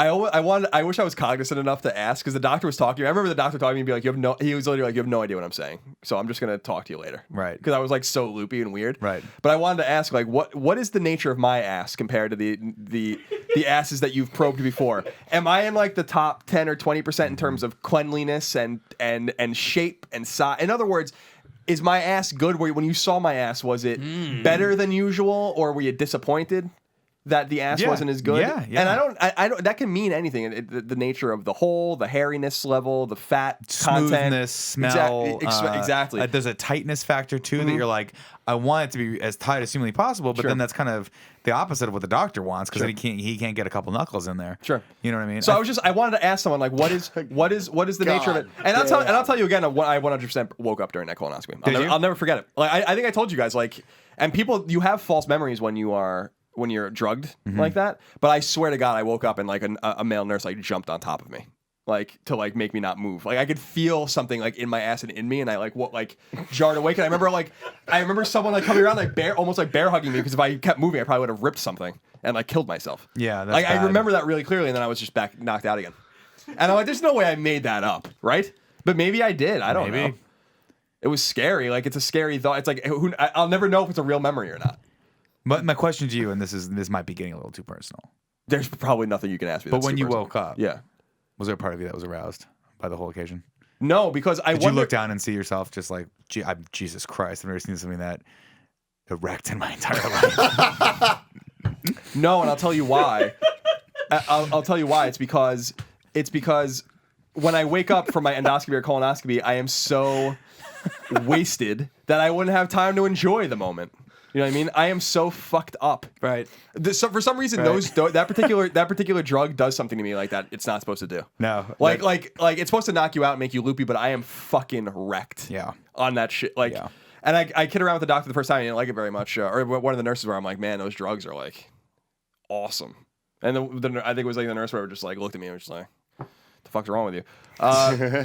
But yeah, I am almost uncomfortable when I wake up from one of those things because I'm like, I have no idea what the fuck is going on. And I know I don't know what the fuck is going on. And it's kind of scary. Yeah. That sounds horrifying. I don't think anyone's ever put anything in my butt. Ever. I don't think a Not that you doctor know ever of. did That's a anything. topic for another day. I think. 'Cause this was vacations. Colin, what's your topic? All right, so I don't know how to express this succinctly. So just deal with me for a moment, if you will. So we often talk about IP. We talk about our movies, our favorite movies, TV shows, comic books, games, and we criticize things, right? But the reality is that we probably couldn't do any better with a lot of the things that we criticize. Right. But I'm curious about. And it doesn't have to be something you criticize. It could be something you love. But, we criticize Game X, but we certainly could have done Game X any better. But I'm curious about what is the one thing you can identify, the one IP, the one series, whatever, that if given the opportunity to do something with it, that you're confident that you can do it better than what's being done to it right now. Like, in other words, like you could be the writer, the director, whatever you want to be, and you have the means necessary to execute on the plan.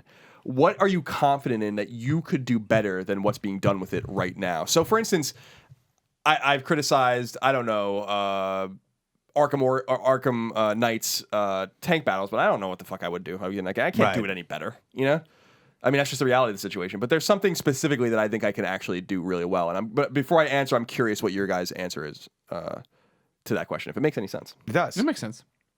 I don't have any illusions to making me think that I could actually do anything better than what people are doing out there. When you get up to the level of, my brain instantly thinks Colin and Greg live. well, Fucking around. I do just want to put it on the table that when Colin and I hosted, the first time I hosted it did get 10,000 concurrents, which we have only gotten those types of numbers during rare instances, namely E3 or when I host. Those are the two things. Those are the two things. So I do think that in a nutshell, that is one thing. But when you start talking and when you get up to levels of like you're talking Batman v Superman, it is funny because you hear people criticize, right? You're like, oh, that movie wasn't good. That wasn't good. There is such a difference between criticizing someone's work and actually doing the work. There's no comparison, right? Like there's no way I could compare myself and what I do with Zack Snyder. That man is on a whole other level, right? And it takes a lot of effort and a lot of talent to make Man of Steel. Even though everyone didn't necessarily love Man of Steel. That movie was a technical marvel. It was beautifully made. The acting was superb in it. It had some minor story elements that I think if they had tweaked, it could have hit on all cylinders. But ultimately, there's no way I would say stepping in there right now, I could do a better job than him. Sure. It's not going to happen. Sure. Having said that, I think if someone went to Tim Gettys and said, Tim, I need you to write either a Transformers movie or a Pokemon movie, I would like to see either of those films. Yeah, not direct, just write the story for what should happen in the story of these. I think it would be hilarious to see what you come up with. It's funny that because this topic, immediately I start thinking about what I think you guys would nail. Like, a Superman by Greg, I think would be my answer. Not that would be your answer. No, my And, answer like, is a Superman video game. Okay. Oh, okay. That makes sense. For you, Mega Man, I think is the clear answer. Where it's like I feel like you understand Mega Man so well that probably better than anyone. Like even the people that make that game, just because it's like you are in love with it. And you're in love with everything about it, which I think is what makes it important. And you also love playing it. And I think that adds an extra level of like, what do you love about playing it, not just the creation of it? So you would bring that into whatever you created from it. But then for me, it's like, I love Transformers, but it's like, I am not the right person to like, I know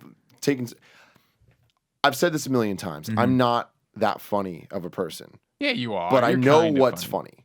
And like I know how to curate things together. So it's like that's why I'm such a big fan of lists. So I think I could do BuzzFeed better than BuzzFeed, but that's not true because BuzzFeed's fucking good at what they do. Certain lists I can do better. But my point is I'm good at like taking the little things and putting it together into what I know is right. And in that way, I can take the aspects of Transformers, put that into one thing and be like, this would be an awesome story, taking bits and pieces of what other people are doing. But I don't think I could come up with that good of a thing. Pokemon, on the other hand, yeah, I think I do. I bet you could. do a I dope would ass love to Pokemon. see like I'm not talking about the technical standpoint of writing a script. I don't that you could learn, but that's not what we're talking about. What I'm saying is, oftentimes you'll see story by this person, right? And what that really is that person just sat down and wrote the story of like, I think this should happen first, this, here's this beat. And they just wrote a, 20-page treatment or whatever it is, gave that to the screenwriter or worked with the screenwriter. And that person put it in this specific format that would then, deliver the lines.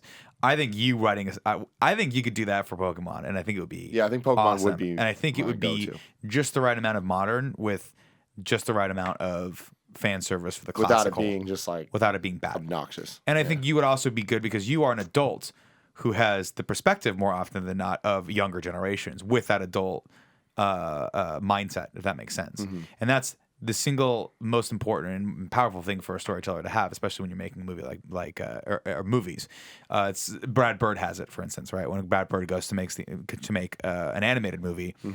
Well, that movie to him, I don't think is any different than if he were to make a live action. It just happens to be animated, which appeals to kids, and he has those right touchstones in the films that appeal to kids. But really, I'm going to watch Invincibles when I'm 50 and probably like, God damn, this is just a good Incredibles. Excuse me, not Invincibles. Are you talking like you're 50? What? Who am I? Where am I? I'll watch that, and it's still a phenomenal film. I think you would also write a really good Superman story. And that's what I'm saying with you with the game. Yeah. Technically, sure, you would be like, these mechanics don't work. But realistically, what you're really talking about is you're going to write a good experience out of Superman. One of the things, I'll eventually make it for this channel. And it's funny because Justin McElroy just did it for Polygon, like how to make a good Superman game or whatever. But we all know he's a completely horrible human being. He's a son of a bitch. He's a terrible And human he being that stole fucking your needs to get idea. slapped around Still. it. No, my He's a good original guy. plan was to have the video ready when we launched Kind of Funny Games in January, but obviously the end of December was so packed. But I have a whole treatment in my head that I've actually put on the phone in terms of like what it is and where I'm going and what and it's me sitting down and explaining the mechanics and what the story is and how it all pieces together. But yeah, it would be like if tomorrow Sucker Punch called me and was like, we want you to come up and make Infamous 3 or whatever, and we loved what you did there, right? It would be me walking in and explaining, I want this power and this is how you get it. And it wouldn't be me like designing on No. yeah, You'd be producing for all yeah, intents and exactly. purposes, I'd be doing the story idea and then going Yeah. from there. Yeah. We should put that video together. You never know. Didn't you should. just tell me that was it Max Landis is doing a comic book run now? Yeah, he's getting Of to do. Superman? He did. Max Landis has his own Superman book. It's the short end of that story. Right, but that's awesome, right? And that's him putting out that energy over and over and over again. Yeah. Now, Max Landis is crazy. Love to meet that man one day. He was at a Geeky Century party. Was he? Yep. I didn't see. I was drinking pineapple and vodkas and letting everyone make fun of me for being back in college. No shit. I love no that one that's made Nick's fun of drink now. Like that's just so perfect. Anthony's wife. The last night was was there? well, no, Oh. she wasn't at that party. But Anthony's wife, every single person that I ordered that around was like, "What are you, a freshman sorority girl? Are you pledging a sorority?" You're I'm like, leave me alone. I like it. I was really craving Pineapple juice. pineapple juice. I don't know why, but that's funny. You should put that together. You never know. You never know what happens. It's not. Everyone But listens to I you. want to do it right with graphics and the visuals I want to pull from comics. It's just a big project. Yeah. So yeah, It's a we cool should project, probably though. sit down and I should make the script and we should film that part so I can start chipping away at it. But I'd love to help you with that. I could also together. just That'd be talk fun. about it forever. You could, but talk is cheap. That's what they say. Actions are expensive. Yep. Colin, what are you gonna do? Well, there are two things when I thought of this idea. Two things came to mind. First thing that came to mind was G.I. Joe, but G.I. Joe is one of those things I think that needs to be left alone. I don't think that it's relevant anymore, and I think its timeliness in the 80s and early 90s is what makes G.I. Joe G.I. Joe. But Mega Man, to me, Tim nailed it. I am 100% confident that I can write and direct a reboot of Mega Man and make it relevant. I am game? A game. I am so confident in that completely confident in it. If given the team and the means to do it, I could do it. And I'm just saying, I could make Mega Man relevant again. And my vision for it is following the story of the first two Mega Man games in one game and reversing them and making it an open world game. So Wily and Light work together. They're friends. They create all these robots. So they make Breakman, who's Proto Man, and then Mega Man and Roll, and then Fireman, Iceman, Cutman, Gutsman, Electman, Fireman. So the robots that have like applications. So Fireman is like, well, a better example is like Iceman is like an Arctic exploration robot, and Gutsman's like a construction robot and all that kind of stuff. And they're corrupted by Wily and they're taken. But to get those robots back for Light, they have to deal with the robots from Mega Man 2. So to reverse the Mega Man games to make Mega Man 2. So basically to make 2 games in one, make a game longer and bigger. Wily has all these other robots that he's created, and everything would be like basically individual dungeons in an open world, and you can do them in any order. And things would like open up depending on the weapons you had equipped on you, because Mega Man would still steal the weapons from the enemies he killed and stuff like that. I think you can make like a dark and gritty Mega Man game and make it super fucking relevant and make a lot of money for Capcom. And I would love the opportunity to write that, because I think I could do it. Like, so for all the criticisms that we like, Tim's right. Like, there are things I feel like I understand, but I would never really gamble to fuck with. I criticized BioShock Infinite, but I couldn't have done BioShock Infinite any better. No. Not even close. Like, they're visionaries. They're brilliant. I just didn't feel the game mechanics of that game. But whenever we criticize something, it's just, you don't have to be able to create to criticize. I mean, criticism is important for creators. We are creators, and people criticize our work, and we take it to heart. But Mega Man is one of those things I care about and understand so deeply that I could do it. And I would die to have that opportunity one day to like write the game.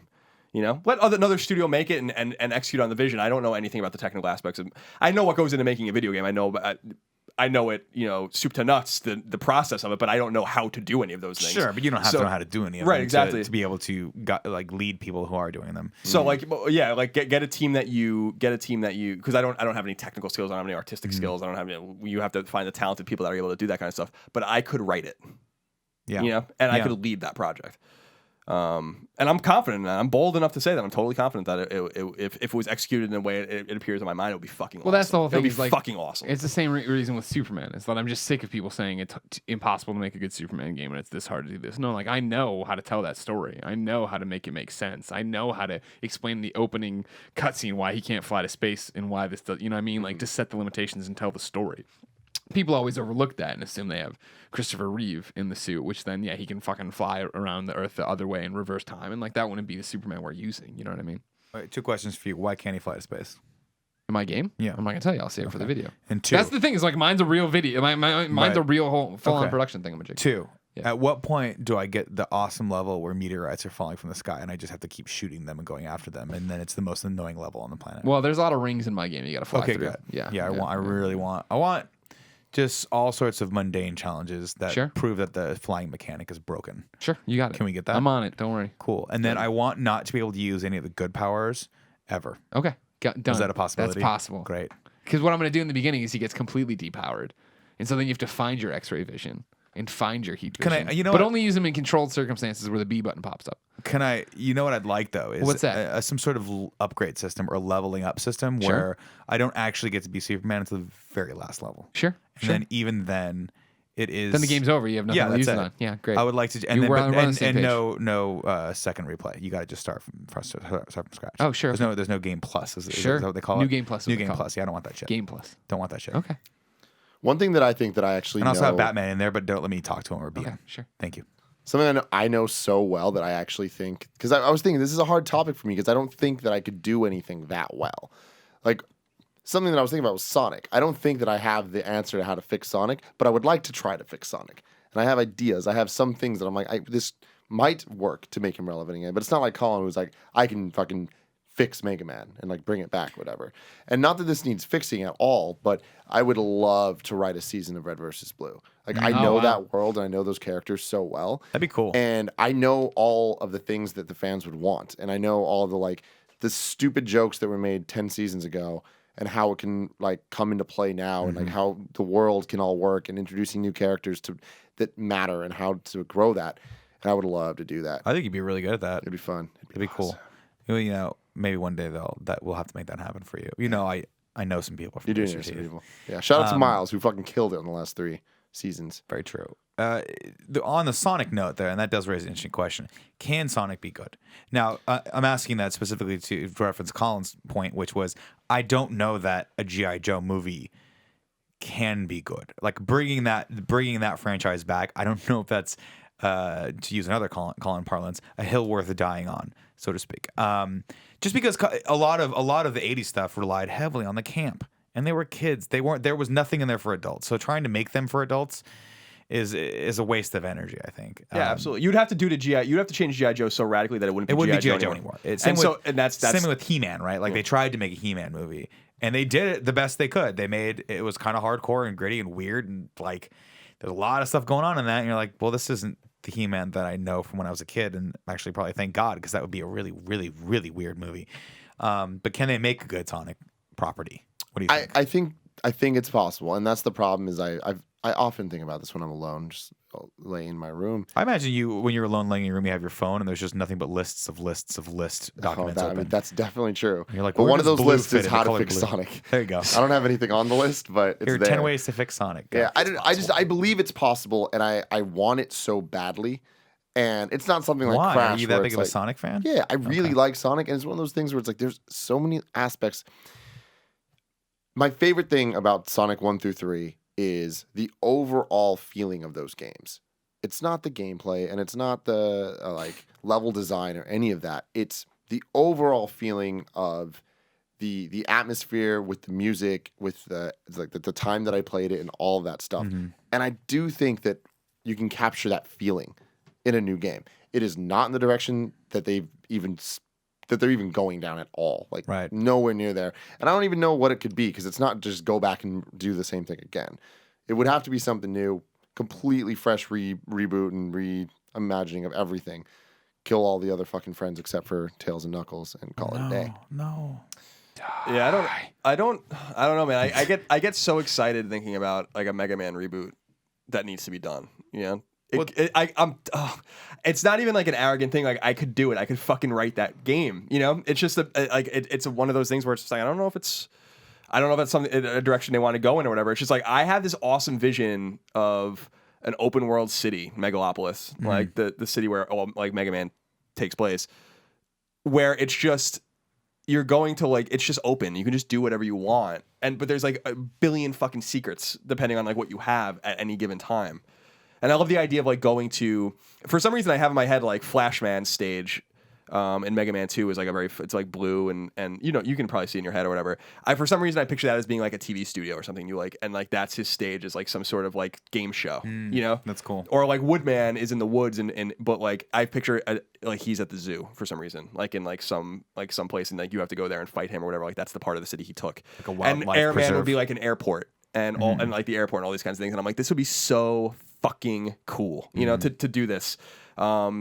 That you fight the guys from Mega Man 2 first in order to get to the guys from Mega Man 1 who are the robots you're trying to reclaim for light. Like the whole idea is not to destroy the robots in my mind. The whole idea is to get the robots back that were made.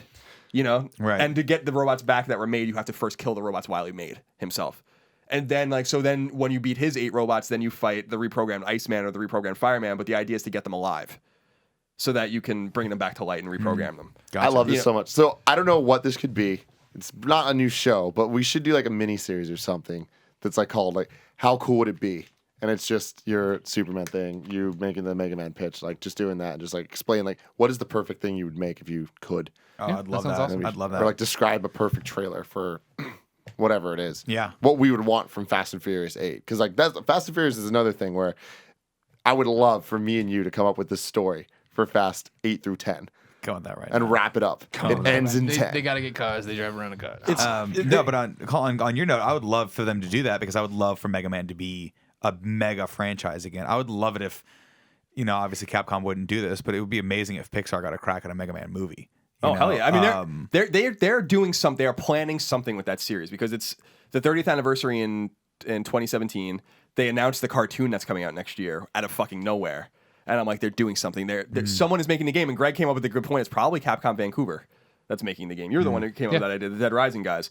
And that's totally fine with me. It's just the reason I love that particular story arc of getting Mega Man 2 out of the way because those enemies are iconic. You can tell Mega Man 1 story by itself, but it's just not as iconic. you need Quick Man, you need Metal Man, you need Wood Man, Heat Man, and all these guys, and you can figure that out, and then you can wedge in Mega Man 1 and just reverse them, and I think that's a really great solution to that problem. What makes me more excited about the Mega Man reboot in my mind is the sequel to it, because then the sequel to it can be Mega Man 3 in its entirety. Like, Mega Man 3's story is Wily and Light get back together and are friends again. They make a peacekeeping robot called Gamma that Wily then reprograms and tries to take over the world with, and it's this huge machine. Classic It's not, Wily. When's Light gonna learn? When you gonna learn, bro? and it's like 7 or 8. And I just love that idea of like, then once you get that origin out of the way by putting Mega Man 2 first, which is so essential to getting people's attention, and then burying Mega Man 1's story in it, which is a story of struggle between two scientists, that were friends, and one feels like he's being overshadowed, so he just steals his robots. But that Dr. Light still wants those robots back. Like in Mega Man 1, he goes and your idea is to destroy them, but Light, in my mind, wants those robots back. He built them and they're useful. Like, they're useful robots. Like, Quick Man was made to kill people, or Flash Man was created to kill people, but Cut Man was used to help like lumberjacks like fell timber and shit. Like, they just have practical applications or whatever. And so he wants them back. And I like that idea of like having to kill Wily's robots and then somehow capture the other robots and get them back. No, that's cool. And then Mega Man 3 telling the whole story of Gamma and like their friendship again. And my idea with which this would be Mega Man 2 in the new canon or whatever, would be that you don't even know, like, Wily and Light are friends for almost the entire game, and you're not supposed to know that Wily is the one behind Gemini Man and Magnet Man and all these guys, and like they're just cropping up, and you don't know why you're fighting him until the very end when like Wily is controlling Gamma himself. And I like those ideas because NES games didn't allow you to tell deep stories, but there is a fucking story in Mega Man, and it's good. It needs to just be fleshed out more. And I've said it before, but Mega Man's Wily, the song Wily, is fucking awesome because it is the story of Mega Man, and he's telling the story of it. And in a rap song, in 3 minutes, he tells the story so eloquently. And I'm like, Capcom should listen to this and figure out like how they can make this resonate again, because you're not going to make Mega Man resonate again until you can reimagine what he is. And so. Yeah, would I be able to make the game? No. Would I be able to write that game? Yes. I would be able to write it, and I'd be so excited about it. I don't want to probe too far into Greg's thing because he doesn't want to make a video about it, but I have questions about that Superman game too. I'd love to ask. So it's specifically how he wouldn't be able to just kill anything he ran into. Yeah. But I'm sure you can explain that. Yeah. So I'd be interested. Yeah, we should do a series where we are made of kryptonite. Exactly. At the very beginning, you're given a kryptonite inhibiting collar. Okay. And Lex only gives you so much of your abilities. Right. Yeah. That's exactly. good. That's real good. But man. these are I mean these very high level questions about Superman is the reason why it's very hard to make a Superman game, I think. I know. Because but I always feel like that's lobbed by people who don't understand the character, and the people who do shrug and put up their shoulders, I think, don't understand the character. I mean, look at Superman 64 or whatever, like a rush project that got off the track or whatever. You know what I mean? I feel like the Superman. But that was their solution, was to make him fly through rings and shit. Superman Returns, right? Well, yeah, but I mean, we're in a different day and age now. You know what I mean? And that's why it's still so surprising that nobody's nailed it or put one out that's figured out what I feel are eloquent solutions to all of this, all based on we'll have story. to talk about this tonight because I'm super curious about. I'll bring up the doc I have. Super curious. Tim, Yes. What's your topic? Now, everybody who just started this video has no idea what you're saying. Super curious. You have to go back and watch the other one. Super curious. Good Lord. My topic is candy. I want to know what you guys' thoughts are on candy, what your favorite candy is, and just if you have any stories about candy. The reason I bring this up is it's weird, but it's like I feel like stories about candy. No, but like I'm sure you have some. Like candy is it's a thing that is a big deal when you're little, and then as you grow up, it becomes less of a thing. But then you see things like Sweet Factory and like all these like candy places that people lose their fucking shit for. Like Nick. I've never heard of Sweet Factory. Oh Really? Man, Natalie's candy in the Natalie's in the candy airport. Where it's just sugar smell. It's like, yeah. Oh my god. So first of all, this hits home with me because my wife and I love going into candy shops. She specifically loves the strawberries and the watermelons, like the sort of sweet and sour candies that you get. The little gummy watermelons with like the sour stuff on the outside of that. Sour Patch Kid-ish. Yeah, Sour Patch Ish. I'm just saying if you don't know it's in the family. I am less of a candy person, but I will just strangle a white Kit Kat to death. Those are my new jam. These are the things that like I found the other day. I went to a movie, and my wife's like, "You got to try these white Kit Kats. They're good, white chocolate Kit Kats." And I was like, "I don't know, man. Kit Kats are like perfect, right? You don't need to change that." But they changed it, and they took it to the second level. and it's so White chocolate. good. The white chocolate Kit Kat is amazing. Now, I'm a personal fan of the Reese's Peanut Butter Cup as being the best thing out there that you can put in your body as far as candy is concerned. But all my stories of candy revolve around going to movies. When I was a kid, my entire world would be about saving enough money for on a Saturday to be able to go to a movie, get a giant Coke, and go to there used to be the Candy Saloon in Riverside, California. That's what it was called because it was more like a Western theme. I used to go and I would get just a giant king size Reese's Peanut Butter Cup. So like there was like the four of them. Yeah. And then I would probably get some combination of Twix bars, and I'd throw a Kit Kat on there too. It was like a Taco Bell order. I'd be like, I need to have the right mixture of candies. Then of course I'd get a giant popcorn also. No wonder that I was overweight as a child. No wonder. Mrs. Scarpino's happy to have you out of the house. She was like, just take them, who cares? But no, my wife is much more of a sweet fiend than I am, to the point where sometimes I'll come home and you don't ask. She had a hard day. But I'll look down and she'll just be like, she like these Ritter candies, these Ritter Sport. Have you seen these? No. Making up candies? They're like German, I think, or European to some degree. Kevin's nodding, so he's with me on this one. But I'll come up sometimes and I'll see 4 or 5 of those little wrappers, and then I'm like, I'm not going to ask her. I'm not asking. But I knew she had a hard day. Mm-hmm. I know she specifically has a really hard day when I see the entire bag of Oreos sitting in the trash, and there's nothing. Like in the liquor store near my house has the sleeve, just the one sleeve, and I'll see that box in there and be like, I need to just go hug my wife real quick because she's had a hard day, or she's had a great day, and it's like, it's one of the two. Celebrate. Fuck it. Yeah, I've never been that big of a candy person. Like, I don't understand people that are like, I'm not a sweets guy. I fucking hate sweets. Like my good friend Alfredo. He's one of those dudes. And my entire life with him, he's just been like, I hate sweets. I just don't do sweets. And like, that's been a defining factor of his life. Like his birthdays, he'd always make a big deal that he's not getting cake and he doesn't like cake and all this stuff. And then somewhere along the line, I realized, I had like a weird flashback, like in the Saw movies when it all starts to make sense. And I had all these flashbacks of the different times I've been with Alfredo when he's just fucking shoving gummy bears in his mouth or like just eating chocolate like unnecessarily. And like all this stuff, I'm like, you fucking love sweets. You don't like cake. There's a big difference, Alfredo. When you're addicted to literally anything with sugar in it, like you like sweets. You can't just walk around like you're this damn freaking anti-sweet. Fucking holier than thou, anti-sweet motherfucker. I'm not talking shit. I would have about believed people. it because he just always has a 6-pack. Yeah, but I mean, always he eats like a freaking like you think of Alfredo's eating habits as being like, oh, he's trying to get ripped, so he's eating this very specific diet. It's like he is eating that diet, and then he's eating a shit ton of gummy bears. Oh no, I've since had some light shed on that, where he has to. Alfredo unfortunately has the genetic makeup of the alpha god, because unfortunately, in order to gain weight, he must eat an additional 2,000 to 3,000 calories a day. And so I've been with Alfredo where it's the end of the night and I'm like, dude, I just really want one of those hot dogs right now with some fries, but I can't do it. I can't, because if I do it, I'll gain weight. And he's like, oh, okay. And goes and buys like he's like, I'll get 2 hot dogs, throw in some cheese fries on top of that with some bacon. Yeah, bacon and a Coke. And I'm like, how are you doing this? He's like, I got to have 4th meal. I got to gain weight. And I'm like, fuck, that's so polar opposite from me. So opposite from me. Yeah. But I've never understood the like going into these places and like that you get the bag and like put all the stuff in. I'm not into that. Like that's the loose candy shit? Yeah, it's like a little too much for me and all that. I love me some gummy bears. I think gummy bears are a very important thing in society and just how everything works. It really holds it together. There's like this nice thing to it. Starburst, I get down on them. Yeah. I love them. Like, ooh, all about that. Then you get into the chocolate world, and like there's a big argument of is chocolate candy, which we don't need to get into right now. Candy bars. Yeah, but then you get the candy bars, and you're like, okay, but it's the See's candy? See's chocolate.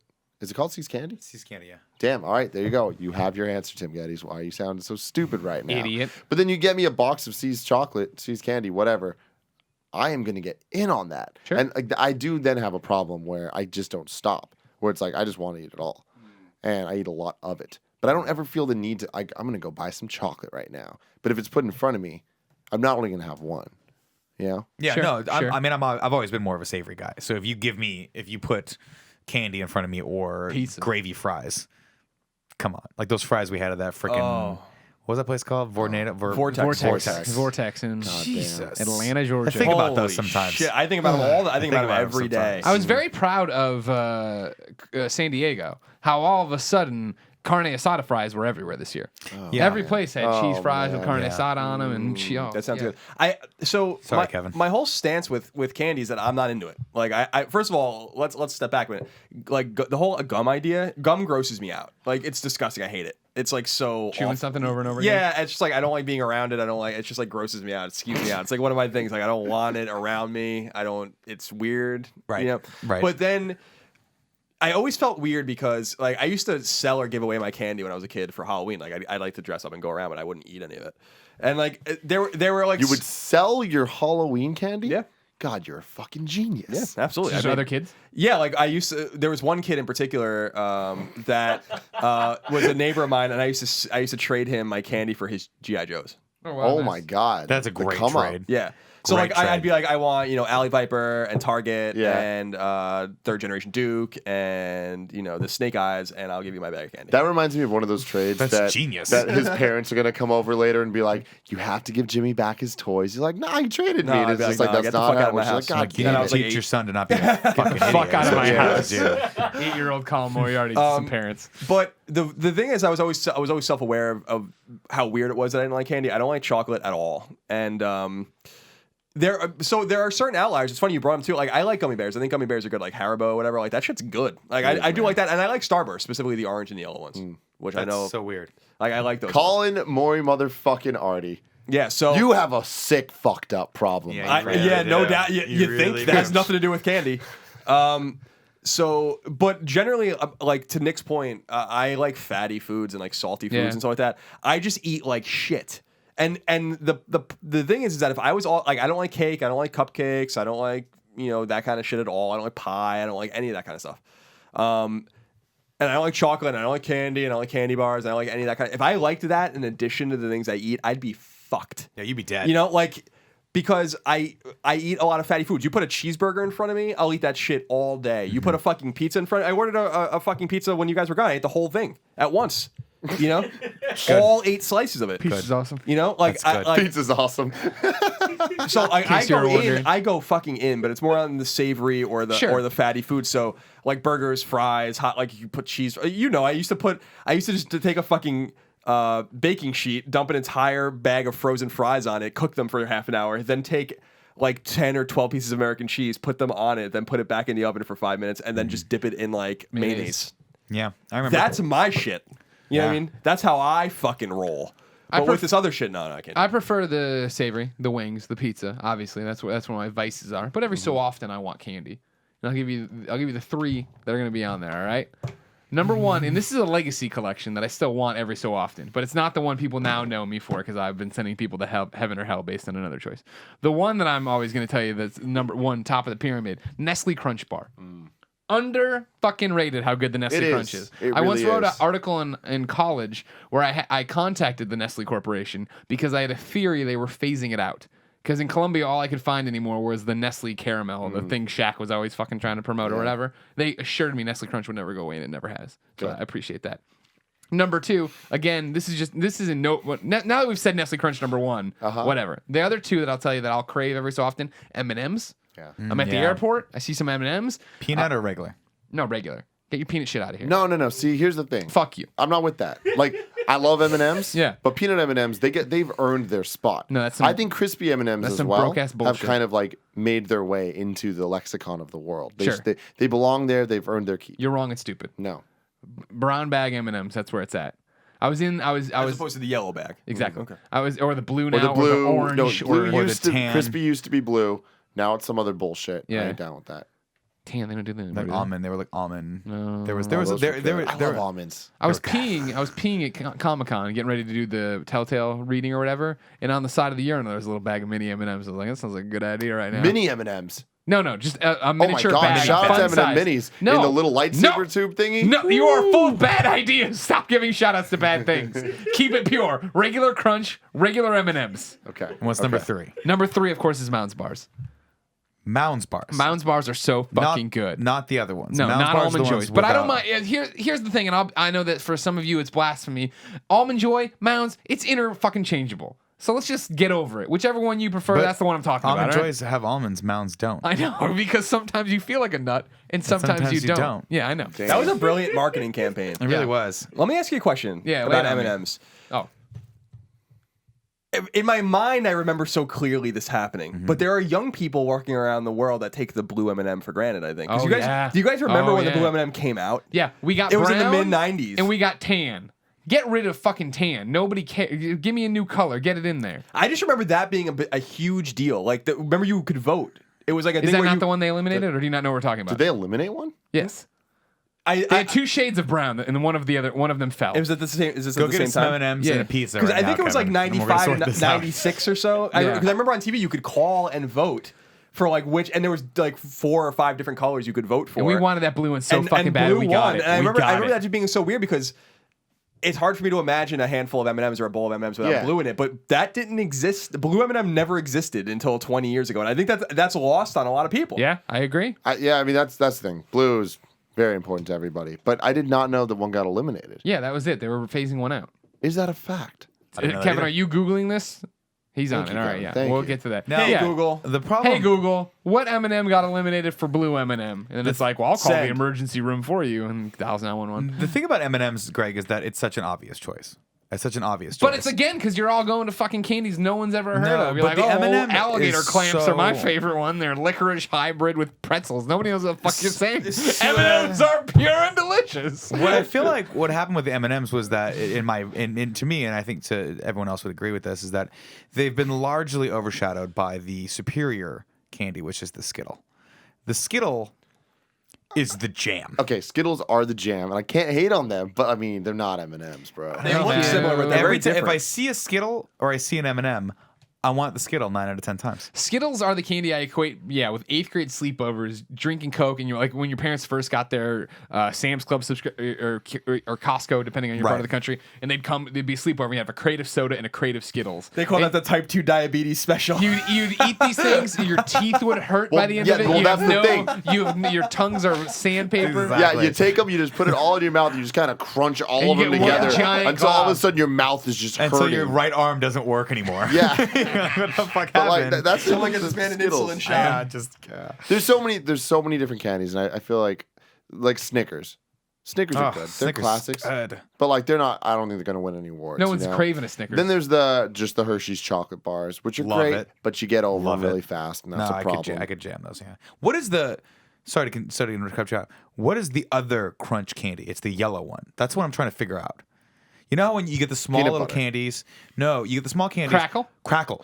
The Oh, crackles. oh, the sorry. jam. That knockoff Hershey's shit that you only get out of those fucking mixture bags. No, they were Let's different. get They a had- they were- mixture full of fucking fun size bags. You get these candies like I've never seen these in stores. What the fuck is going on? like the milk, like the. Well, it's not. It's not. The, It's like, yeah, oh, the it's Milky Way. Halloween, and Mr. Hershey's like make a bunch of other bullshit candy. All right, we can't just give out Hershey's bars or the one Hershey bar with the almond in it. There's the Milky Way also, which Yeah, you're Milky like, Way. you're like, I love the I Milky want Way. this to be a Snickers bar every time I see it. Then I'm like, really? oh, fucking It's Milky good. Way. It's got the I nougat and it love, floats. yeah, Milky What's Way's the one good. that's just nougat? It's not a Baby Ruth. It's no. Oh, They're- Henry. No, they're super naming- soft. Charleston Chew. I'm just naming candies. Mr. Good Bar? Is it a Good Bar? I've No, heard that's again. not it. Good I've bars heard are the that, but I don't bullshit know. ones you get. I'm thinking there's one specifically Good where it's Bar's just, OG. it's just chocolate and it's just really soft. That's what I said. No, it's really soft nugget. Like Yeah, I don't know. I'll have to look it up. Let's talk about the lazy ass payday. Oh, No, God. the payday is Like, the bomb. shit some caramel out of a tube What do you out of your- into the- some Paydays- peanuts. no, they're good. roll It's around, good. It's shove it in good. a bag. The payday bar is the jam. You're out of your fucking mind that you don't How like can we the make payday this candy bar look even more like poop? Oh my God. You put it in your mouth, and it's salty nuts wrapped around a nougaty poop bar. It's so good. Are you kidding me? The Butterfinger. I was gonna ask you is- guys what you think about the I Butterfinger. really enjoy it, but the problem is it always leaves my mouth feeling not good. Gets it gets all stuck up in your everywhere. teeth. Then you rip up your tongue and stuff, which is why when you get into sour candies, it causes so much problems. Sour Patch Kids, Warheads, all that stuff. Warheads, good luck no. with your mouth for the next week. You're about to fuck up your day. Yeah. And it's like, it's worth it. Sour Skittles, any sour anything, like it fucks it up, I can't man. screw with the sour. The sour Skittles to me were like when they did, like they had the original Transformers and then they did like spin-off series. And you're like, yeah, they're good, but they're not Transformers. Like Skittles are Skittles. Don't give me the tropical fruit blend of Skittles. Are you fucking kidding me? Here's my question. I never found out what is a whatchamacallit.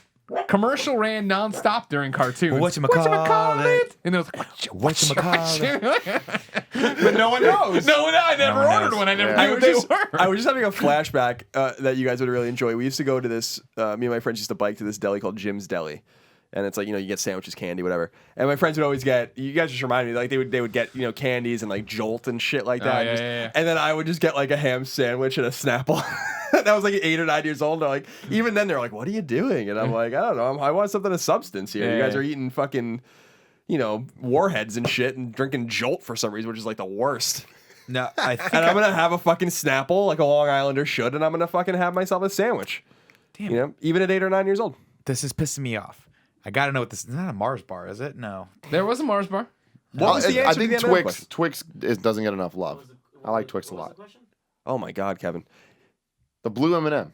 Yeah, what about it? What's its history? You What did it said you kill? lied to us. Because Why you said you were so looking it up. fucking weird? All right.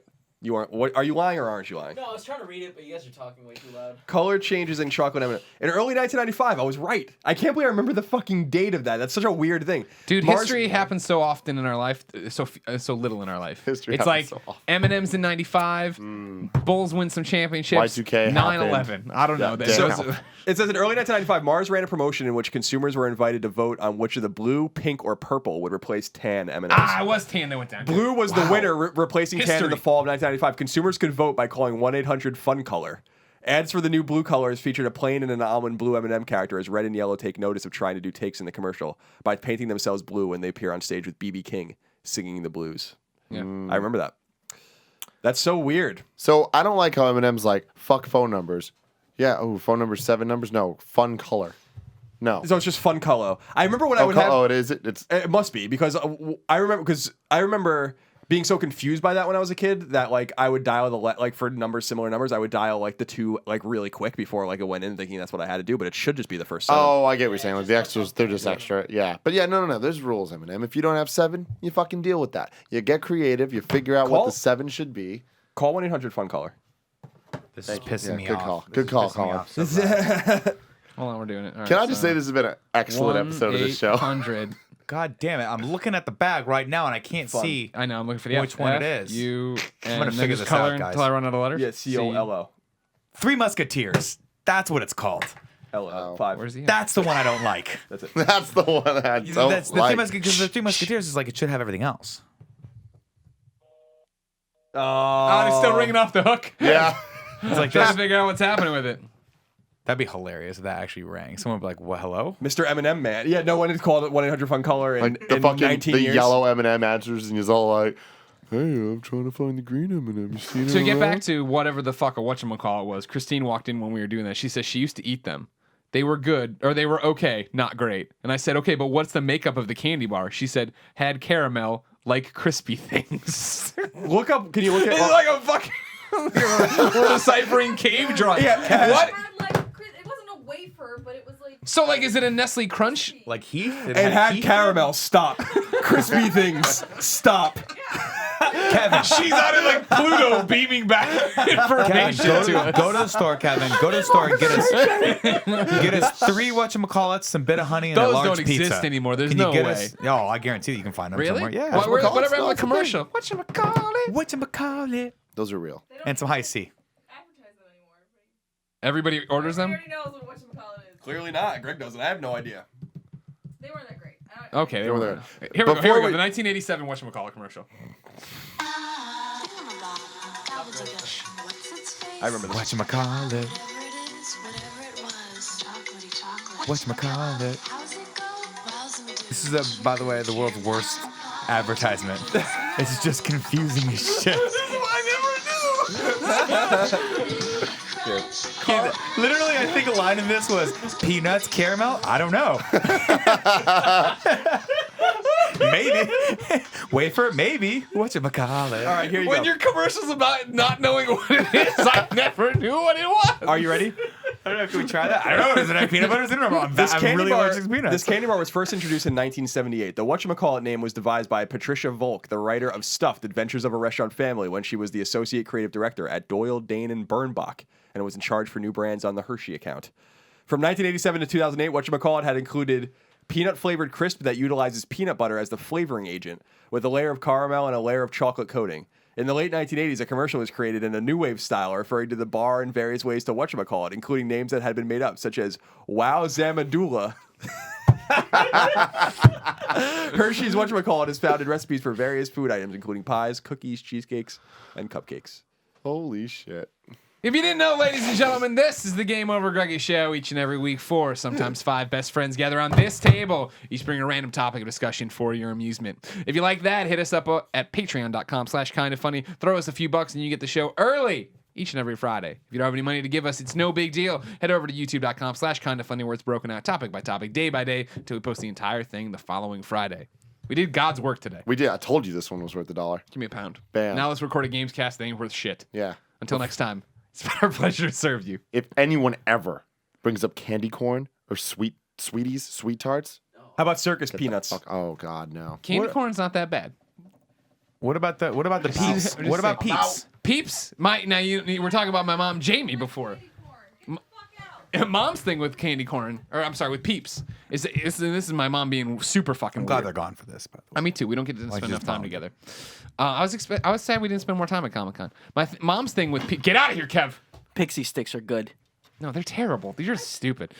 Peeps' mom will open the package and let them sit for like a day or two, so they get stale. Mom, you're weird. Love you though, but you're weird. Oh Jesus! A stale nacho. Why do you want that?